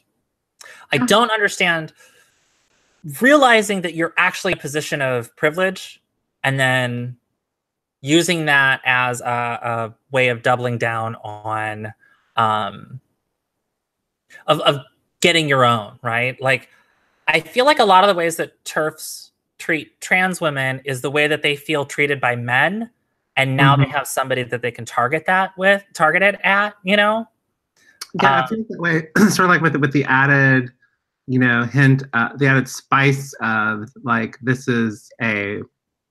we can act as like a heat sink for whatever whatever gender-based trauma they've experienced, right? That you can project the, you know, your animus towards any experience that you've had, any traumatic experience you've had at the hands of men, you can now project onto trans women who, added bonus, can't hit back, right? Right. So handy. I think that's a big part of it, for why TERFs like to come after us so hard, and it's sort of like the mean-spirited ways that they do. Because if it was just about like, hey, you know, I don't like the idea of anyone who was assigned male at birth being in my space. That doesn't make me feel safe, right? That would be one thing. But, you know, the whole TERF like business of like, well, you know, you can always tell because the blah, blah, and the, you know, like there's a certain gleeful malice to it. Oh, absolutely. No, they take absolutely sadistic delight in talking about trans women as if we were monolithic and all looked alike and all had the same experience and we're all these vile, you know, monsters. And they pay enough attention to trans women and what we say that they feel like they know how to go for the jugular and like, oh, look at that Adam's apple and whoa, look, what a forehead on that one and whatever, right? And it's just, I don't know. It blows my mind because here, oh my God, the are you talking about the quesadilla post, Chelsea? Sorry. I'll get to that in a sec. But it's like you have this this outlook that you espouse, right?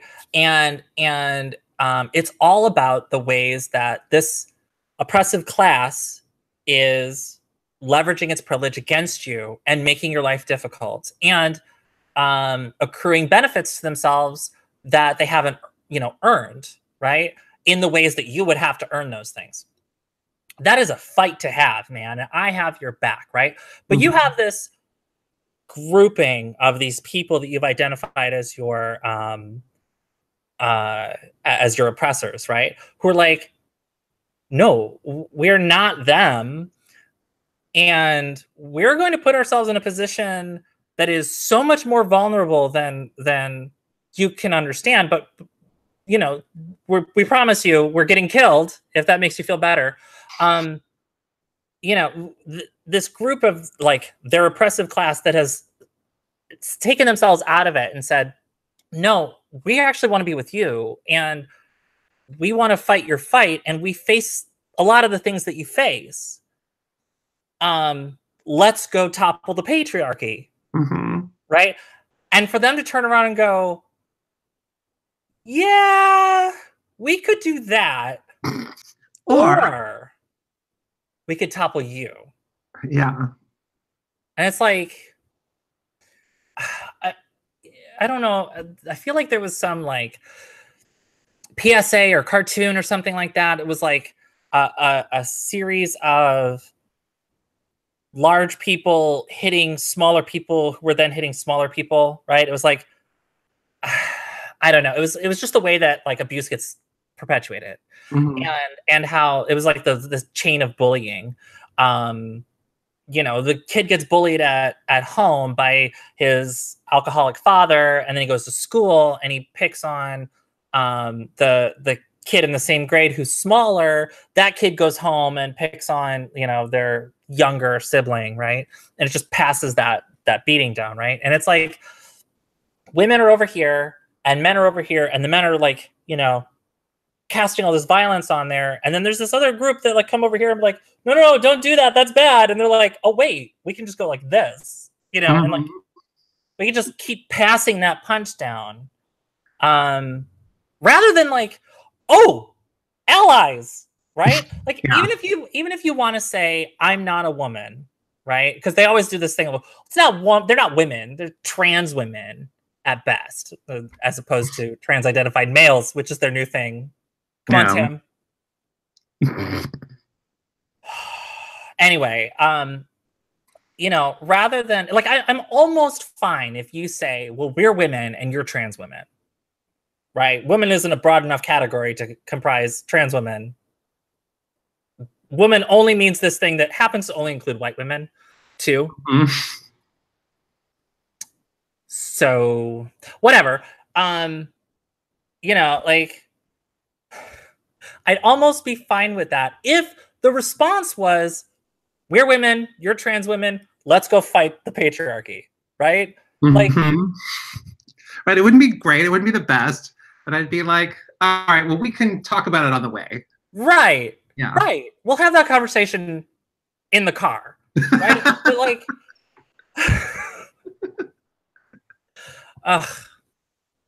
but no, yeah, Chelsea brought up, she goes, God, this brings me back to the enchilada post. It was this quesadilla post. Did you see this on Tumblr a couple years back? It was this, I don't remember the entirety of the post, but it was this like, because Turf Tumblr was awful. Oh God, I can imagine. I never had to encounter that. Lucky you. No, there was this Turf post that was, and I think you can find it, but it was like, my brother brought home this, hi Joe Palmer from the Comics League or Gay League, the Queer Comics Collective. Hi. So she's like, my brother brought home this trans woman, or this trans or something. I don't know. It was not respectful. And I could totally tell that, the maleness was still there because she made a quesadilla. And it was like, she made the quesadilla wrong. I could tell by the way she made the quesadilla that she was not a real woman. Wow. It was wild. It was wild. She got dragged to hell. And deleted her post, and I think she deleted her blog. But yeah, no, it was like the cis bus, the down with cis bus. It was bad. Now I'm questioning, like, how do I make a quesadilla? I feel like it's my quesadillas are pretty feminine. Like I have a way of doing it that's pretty dainty. Yeah, I have the softest quesadillas. Oh my God, your quesadillas are so soft. The gentlest.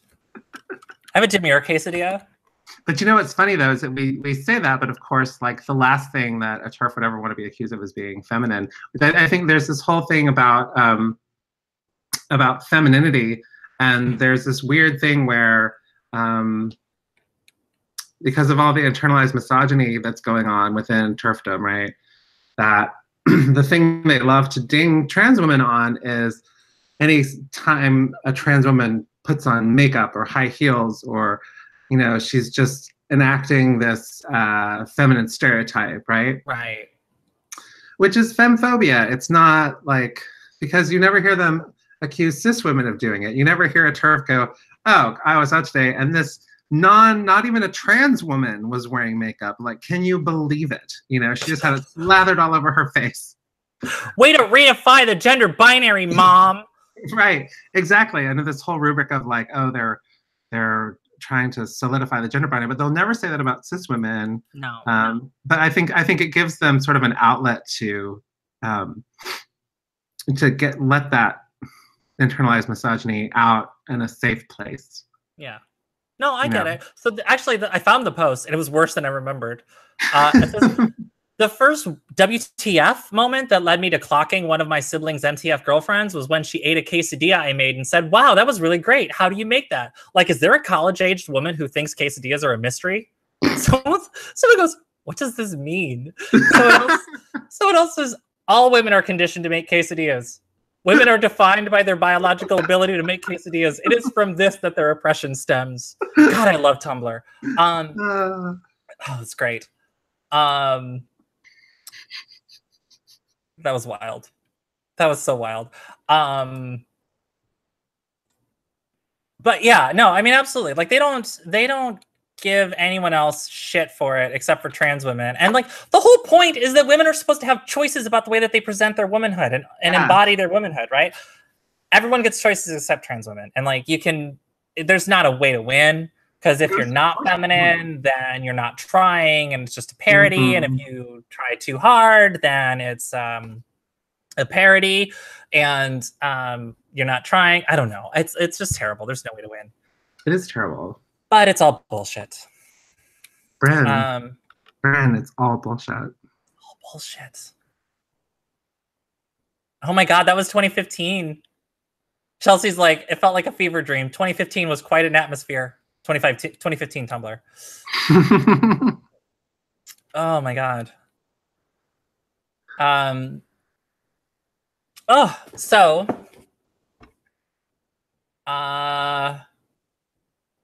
let's see. Gemma wants to know if we grew up in regional areas or towns or big cities. She said she grew up in country towns, and that acted as a strong lens for the shame factor.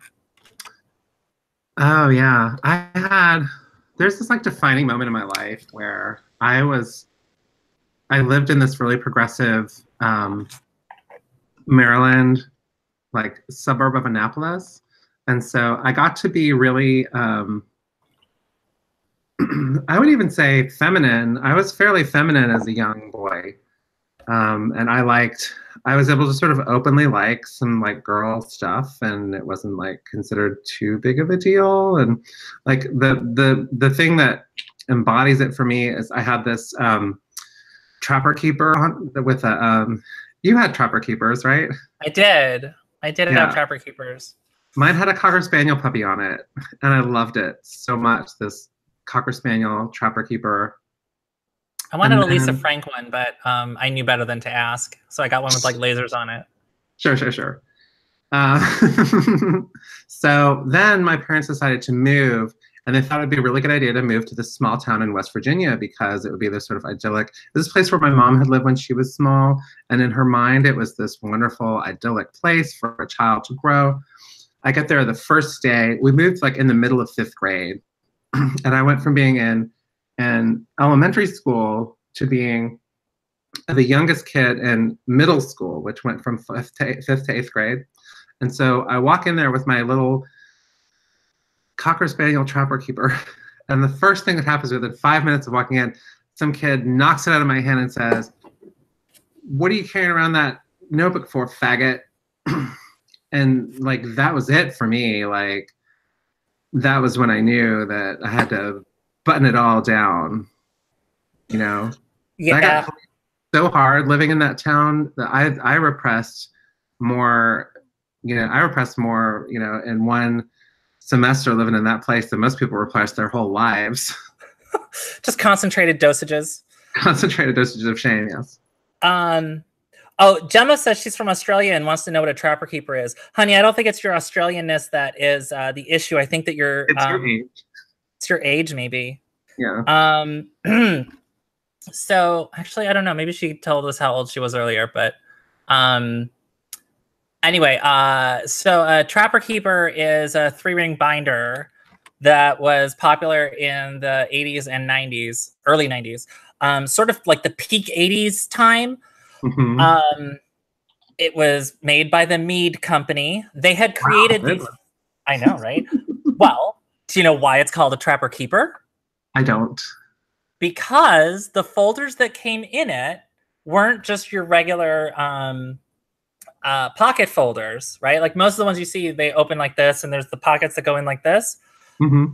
They had their own special folders called keepers or trappers because they had slits along the side. I don't know if you remember, but you could slide the papers in sideways. Oh, yeah. And so the keeper was to keep the trappers. So it was a trapper keeper. Yes. Trappers. The Trapper Keeper is what you kept your trappers in. Wow. Right? Yeah, Chelsea says, oh, that may be why I was also confused. I'm 24. Yeah. Bless your heart. Big babies. They were cheap as shit. But they had all kinds of designs on them. But the 3-ring binders were like plastic. And they did this weird thing where you like pulled them and they would slide apart rather than like cracking open like the metal ones. Yeah, it was different. And then they would break in like 3 days. But they had all kinds of designs on the front, and they were like really cute. And you could get like Transformers or GI Joes or He-Man or She-Ra or Lisa Frank, or all of these are cartoons, kids.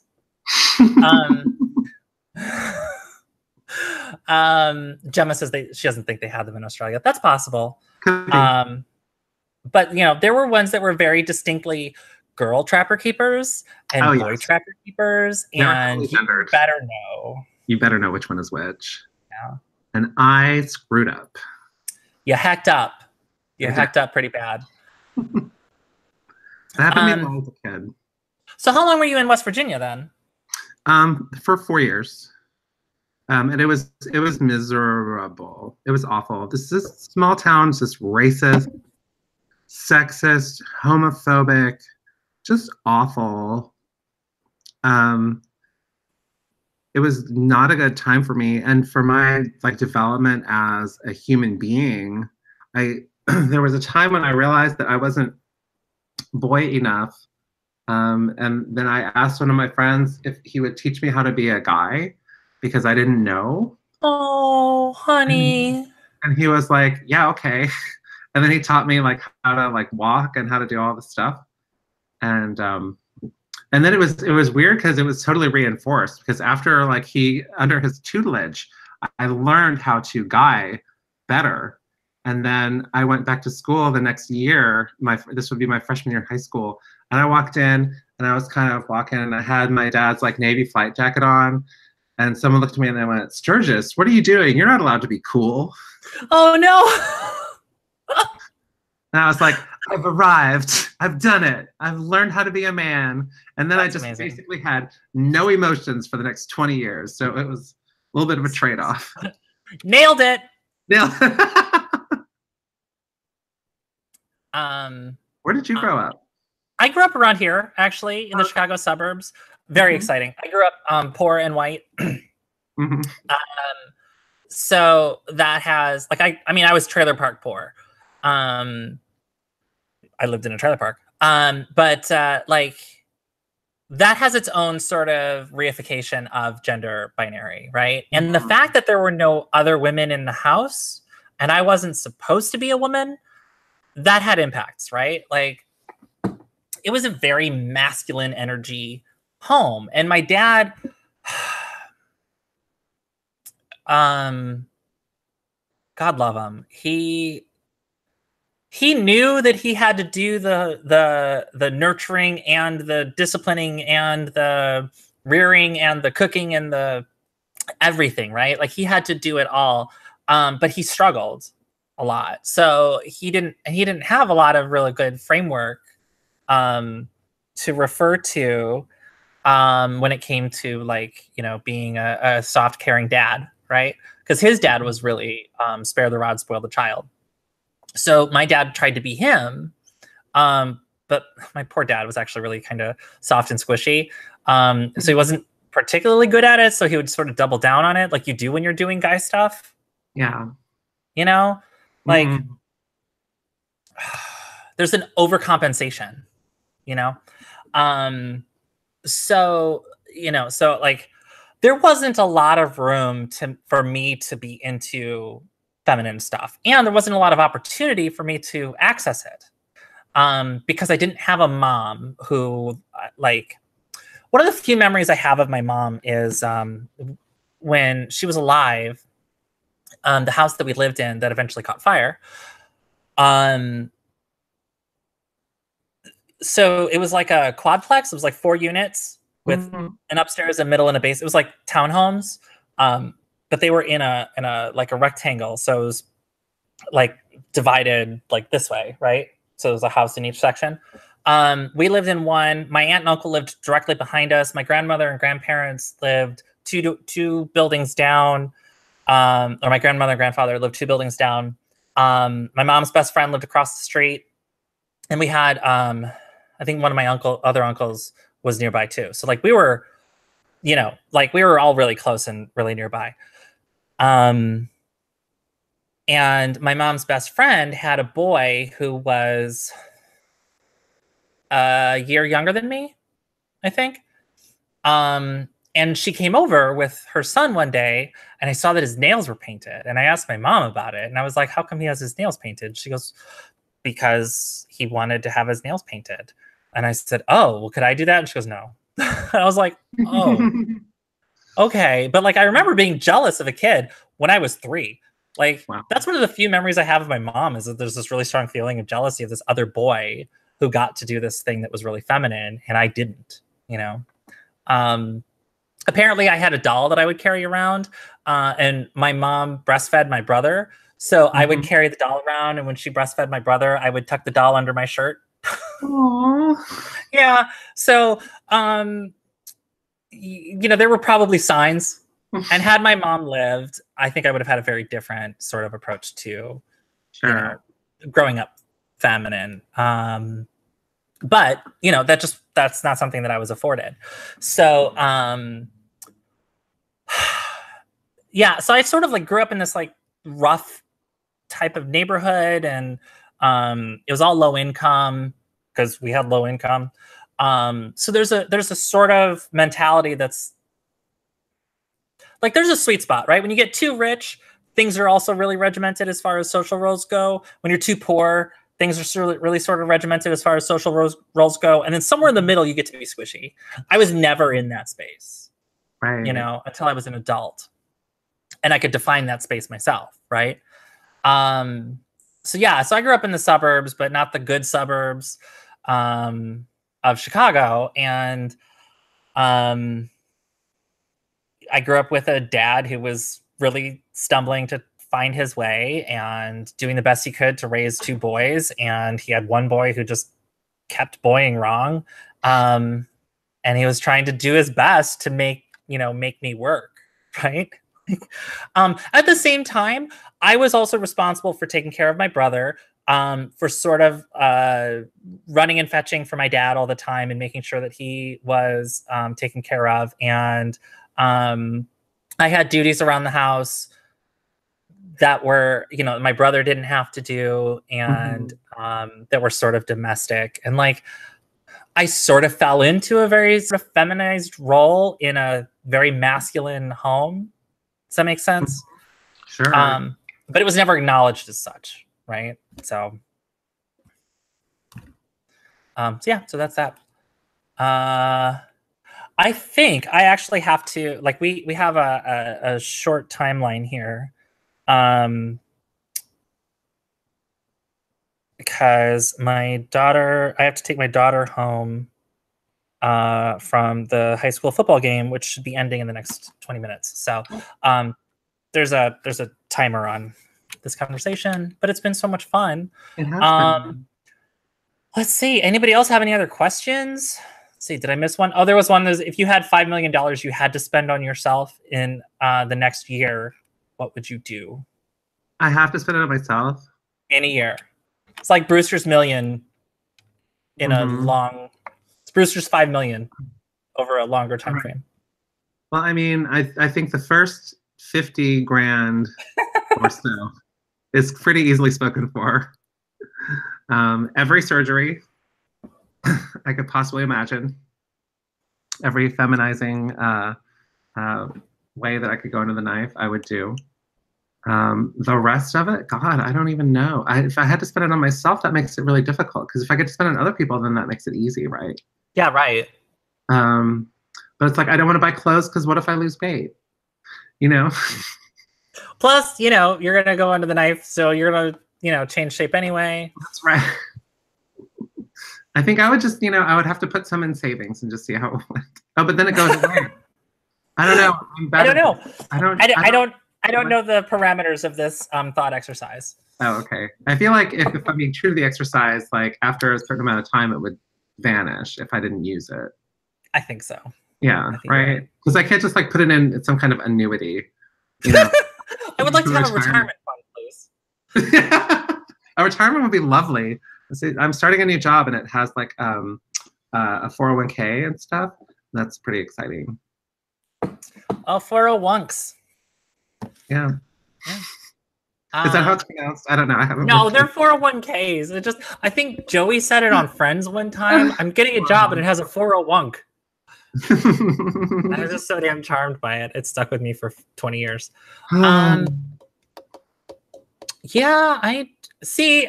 God, I don't know. Like the surgery thing is really tempting. But like, well, like I have bottom surgery. I am getting bottom surgery in 4 months. So like already that's sort of fucking with my head. But presuming that that's not as covered by insurance as I would want it to be, that's where that first check is going. Sure. But like, I try really hard not to. I try really hard to unpack all of the feelings about surgical interventions for feminization, because I am really lucky in a lot of ways. I think there's a lot of tells that I'm trans, right? And most people don't see it on the video because I am almost never in profile. But like my brow ridge is absurdly large to me, and I'm self-conscious about my Adam's apple, right? But I think I'm fairly, you know, I get read as cis more often than I don't, right? Like way more often. And it took me a whole lot of time to get comfortable with what body I do have, that I try really hard not to go down that path of trying to shop for the body that I might have. You know what I mean? Because I used to carry so much shame around all the time, just for being queer and being trans and being in an environment where those aren't words that you get to hear. Right? Let alone get defended or offered as a choice. Like I didn't even know that like that was a choice. Like I sort of vaguely knew that some people could kind of do that, but I didn't know how, and I didn't know like I didn't think it was okay. Like it was clear that it wasn't okay, but some people were doing it anyway, and I just didn't know how to get from where I was to there. So that I just carried all of this garbage and shame around for so long that when I finally transitioned, like I used to say this on bigender.net all the time. The most important transition that a trans person goes through has nothing to do with surgery or medications or hormones or anything else. It's the transition from seeing yourself through fear and shame, hatred, and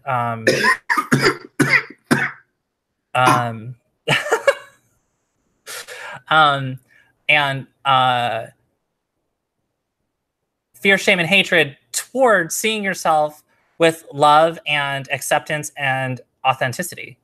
And yeah, that really stuck with me. I still think about that.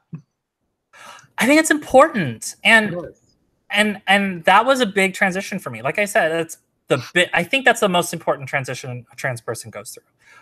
Obviously, the other stuff, pretty important. Gemma says the spending on yourself was part of the trap. Well, you trapped me into talking about something else altogether. No, so like my boobs aren't as big as I want them to be. You know, there's like I don't have a waist the way that I would want to have a waist, and there are interventions there. And my voice is really like my voice is my biggest tell. And mostly everything else sells the voice. So people tend not to clock me because of my voice, because everything else sort of primes them to read me as a woman. So, you know, they sort of allow that B. Arthur space, right? You know, God love Phyllis Diller and B. Arthur. Like, thank God, fucking icons. So, you know, I learned about this voice surgery that they do in South Korea. Mm-hmm. And I was always fine never having voice surgery. Because I Until like you my saw voice. I like the range of my voice. I like the way it's dynamic. And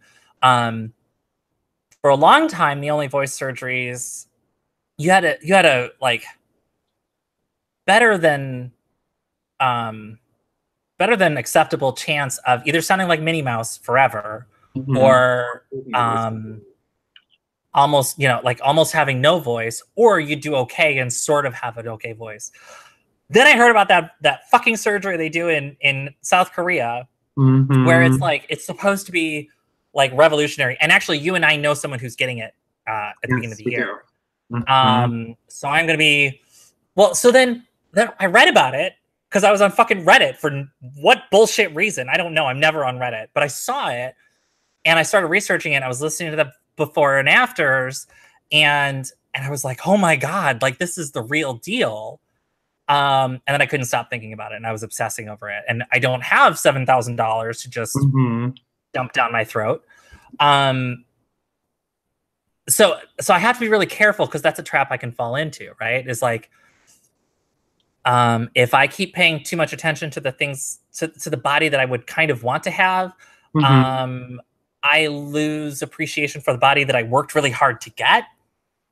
You Yeah, know what I mean? I do. So like it took me a lot to get to here. So I'm really happy mostly with the body that I have. So I can't really go down that path.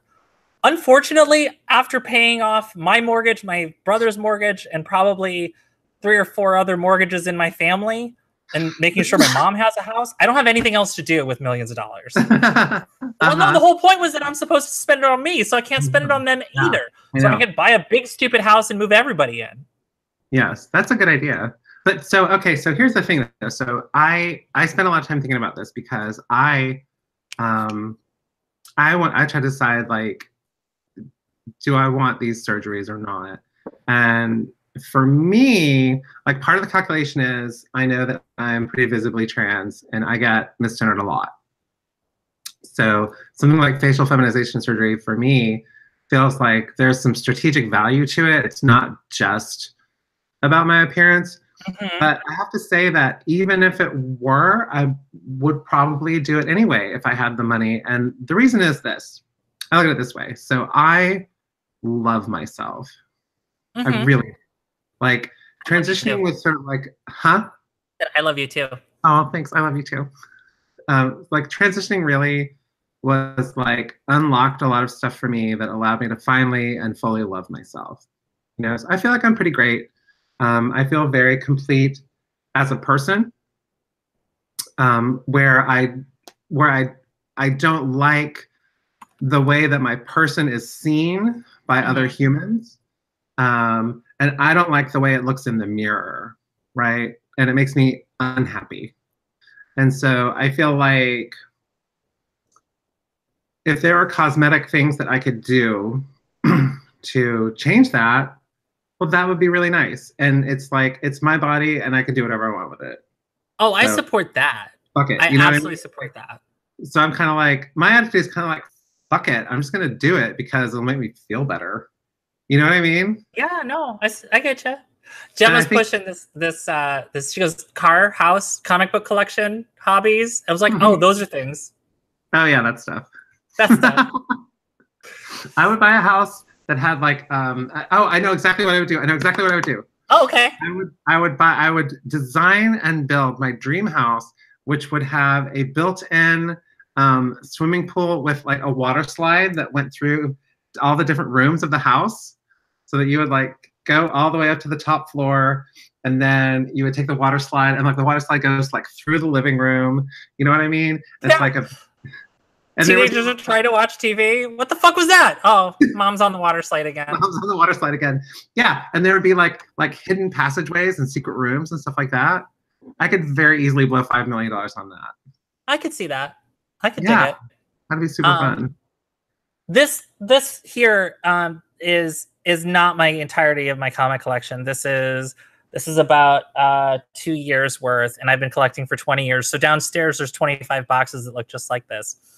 I'm not sure that I need to invest more money in comic books. I don't have that many comics. What's that? I don't have that many comics. You write them. It's not the same. I know. But I feel bad because I don't have a comic book collection. I have like one short box that has like comics that have like emotional value to me. Sure.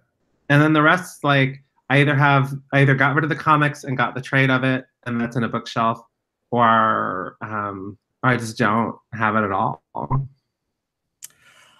I'm kind of a hoarder when it comes to that, and I'm not trying to like make fun of a legitimate, mental illness.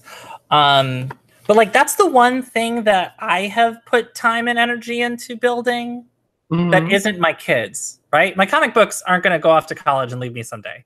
Let's hope. But that's just something that's actually followed me from the house I graduated high school in, to my very first apartment, to my my house, or my first apartment with my soon-to-be wife. Like, I've had them longer than I've had my kids, and so they've literally followed me everywhere. And I have the very first comic I ever bought. So like I don't know how to get rid of them in any way that feels like closure to me. And I'm really bad at that kind of stuff. Like my house has clutter, but it's not like I don't collect every, newspaper or anything like that, right? There's just a couple of things, like books and comic books. I have a hard time that, like, I own this thing. I spent money and time on this thing, and I don't know how to not have that relationship with it anymore. And it's burned me. Like, video games is the other thing. So I don't have like an extensive video game library, but I have almost every game that I've ever bought, right? Except GameStop existed, and I was poor because I had children. And I tell my kids this too. Have kids if possible when you're young and poor, because then they get used to being poor when you have money later. Joe says he's willing to send you lots of boxes of 90s comics. No, thanks. I'm good. So some, like, I think Mario Sunshine was coming out. No, because I got rid of that one along with it. There was something that was coming out for the GameCube. And then I was excited about it and I wanted to get it. So I had a bunch of games that I'd beaten. So I packed them all up and I took them down. And Mario Sunshine. That was the thing about Mario Sunshine. I never finished it because I couldn't stand it. Welcome to Brin's Video Game Reviews.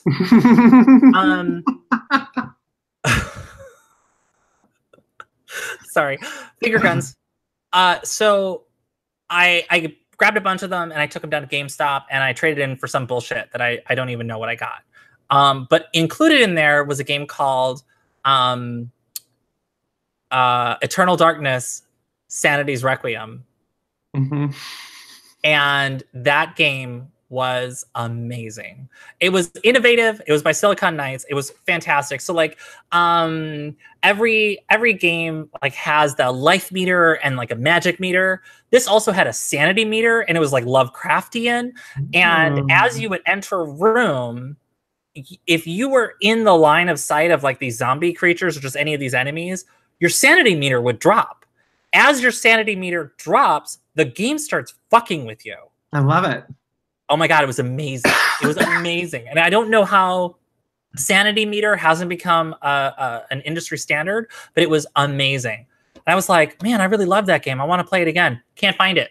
It's on eBay if you're going to spend $90 for it. Wow. So I could be playing it now, except that I gave it away to GameStop, who I'm sure gave me 35 cents for it and sold it for 300. Fuckers. That's sad. And I feel that. Thank you. Thank you. I have a stronger... I hold on to that shit. That's what I'm saying. I am not a healthy person. I get it. And I have a stronger overriding motivation, which is to divest myself of everything. And so like if I somehow could, like if I didn't have kids, I think I could do it better. Sure. Like if I could, I would make it so that everything that I owned would fit in my car. You know what I mean? Yeah.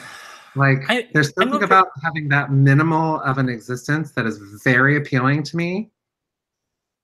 And I see you're squinching up, so I know that it's not for you. I Yeah, get they it. can't see my face when I'm doing this.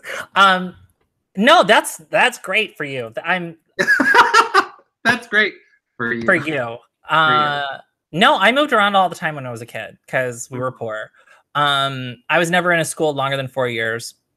And in fact, that was the maximum. Most schools I was in for 2 or 3. So like I went to 3 elementary schools, 1 middle school, and 2 high schools. So we moved around a lot. So it was really hard for me to have anything that felt sort of mine and stable.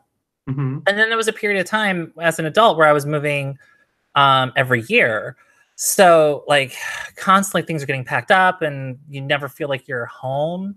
So this house I bought in 2012. This is the first place that I've ever owned. This is the first home I've lived in that has been owned by the people living in it, right? Mm-hmm. So the ability to be sort of nomadic is really terrifying to me because it's the first time I feel like I get to put down roots. Oh, yeah. And my house burned down when I was 3 years old. So like, that's a lot. Yeah, I don't, it's given me the sort of perspective that if my house burned down again and I lost everything, as long as everybody's okay, I'm good. I'll rebuild. I'll start something new. I'm good with that, right? I think I would recover pretty well because it's made me resilient. At the same time, I lost all my stuff before, so I kind of want to hold on to the stuff I have. But that's fair. Yeah, but I sort of respect that bohemian, nomadic, minimalist sort of style. It's just not me. It's definitely like things to me feel like obligations. Yeah, I know that's weird, especially for someone in nerd culture to have that, thing of like, I've never collected comic books. I even like, I think like it's upsetting to some comic book fans. This is like when I was writing superhero books, especially. I would get the box from DC, and I would just I would skim the books and then just throw them in the recycling bin. And I mentioned that I was doing that in an interview once, and the person just like could not believe. And I'm like, you don't understand. They send them every month a huge box of comic books. I wouldn't even begin to know where to put them all. I love how you say all of these things like they're problems. They just keep sending me free comic books. I don't even know what to do. It's like, it's just more stuff that I have to accommodate. I don't want it. Fake geek girl. That's what this is. Fake. I am such a fake geek girl in so many ways. Yeah. It's not even funny. Yeah, absolutely. Okay. So, final thoughts? Gosh, final thoughts. Okay, so here's the deal, kids. Your daughter. Yeah, I think Gemma's talking about my dog. She goes, your daughter. Yeah, she's been glaring at Mama the whole time. You just can't see her on camera the whole time, but like she keeps giving me this look. See? No, so final thoughts. I have a whole video recorded because I do, still record videos. I don't always upload them because they don't always turn out the way that I want them to. But there's a show. Okay, I'm such a sentimental ass. Like I can't handle it. I watched all of these like super sentimental shows like Brothers and Sisters and Parenthood and I love a sappy family TV show. Mm-hmm. Oh, Gemma's telling me my daughter's waiting to be picked up. I'm checking in with her. I am. But thank you. Hold on. Oh shit, it's done. B1 29 to 27. Okay, I'll be there in 10 minutes.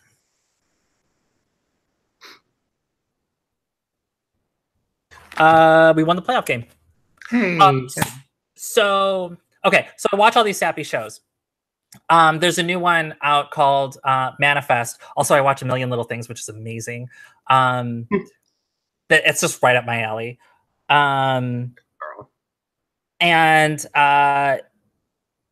Manifest had this moment. So the thing with Manifest is it's this entire airplane disappears for 5 years, but they don't notice any time difference. They take off from Jamaica in 2012, and when they land, it's 2018. So imagine that. They took off, and Barack Obama was running for re-election, and they landed, and Donald Trump has been president for 2 years. That's a nightmare. That's a horror show. It is. It's American Horror Story Manifest. But no, so basically, by the time they land, everybody thinks they're dead. And one of the main characters, part of her character arc is that right before she went to Jamaica with her family, she had been in a car accident in which her best friend died. And she was driving, and she's carrying all this guilt, right? So she lands, or after she's there for a while, she wants to talk to her best friend's parents, who had blamed her for the death. It's been 5.5 years for them. It's been 3 months for her. She's a cop. She goes to the place. Her partner comes, and he says, "Don't waste your miracle on pain." Which just like smacked me in the face, because my whole fucking life is a miracle, right? Like if it's true that if my mom had lived, my kids would not, because my mom died. So we moved, that just totally veered our life in a different direction. My dad remarried, and it's because of my stepmother that we ended up in the town that we lived in, where I met my, ex-wife, who was the mother of my children. Right. So if my mom had lived, none of that happens. Right. So my kids are the miracle from this pain. And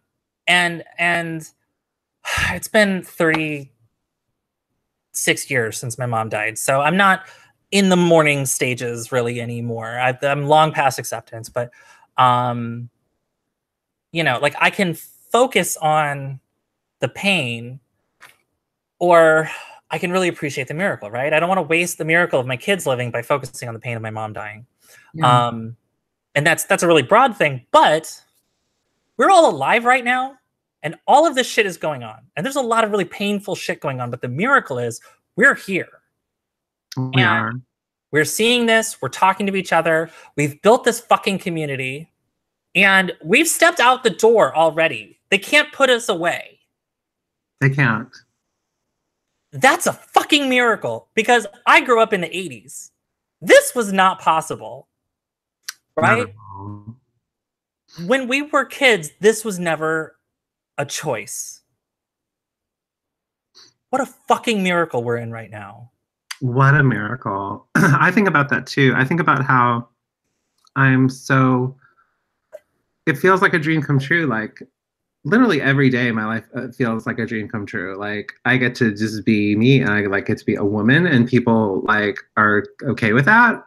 It still kind of stops me in my tracks. Like whenever someone calls me by my name or refers to me as she or her, I'll still get that oh wow, this is real. This really happened. This is a real thing. It's like a wish.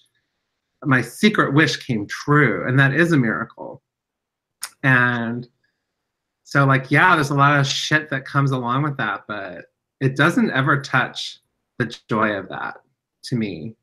To me, the little flame of that joy is very, very safe inside of me. And everything else is just bullshit. Agreed. Yeah. Any last thoughts from you? I would like to thank my cat for keeping me company throughout this conversation. This is a real treat. I'm glad we did it. It was so nice to just get here and sit and look at your pretty face and talk to you for 2 hours. That's really sweet. We should do this again. Yeah, we should. It's really nice.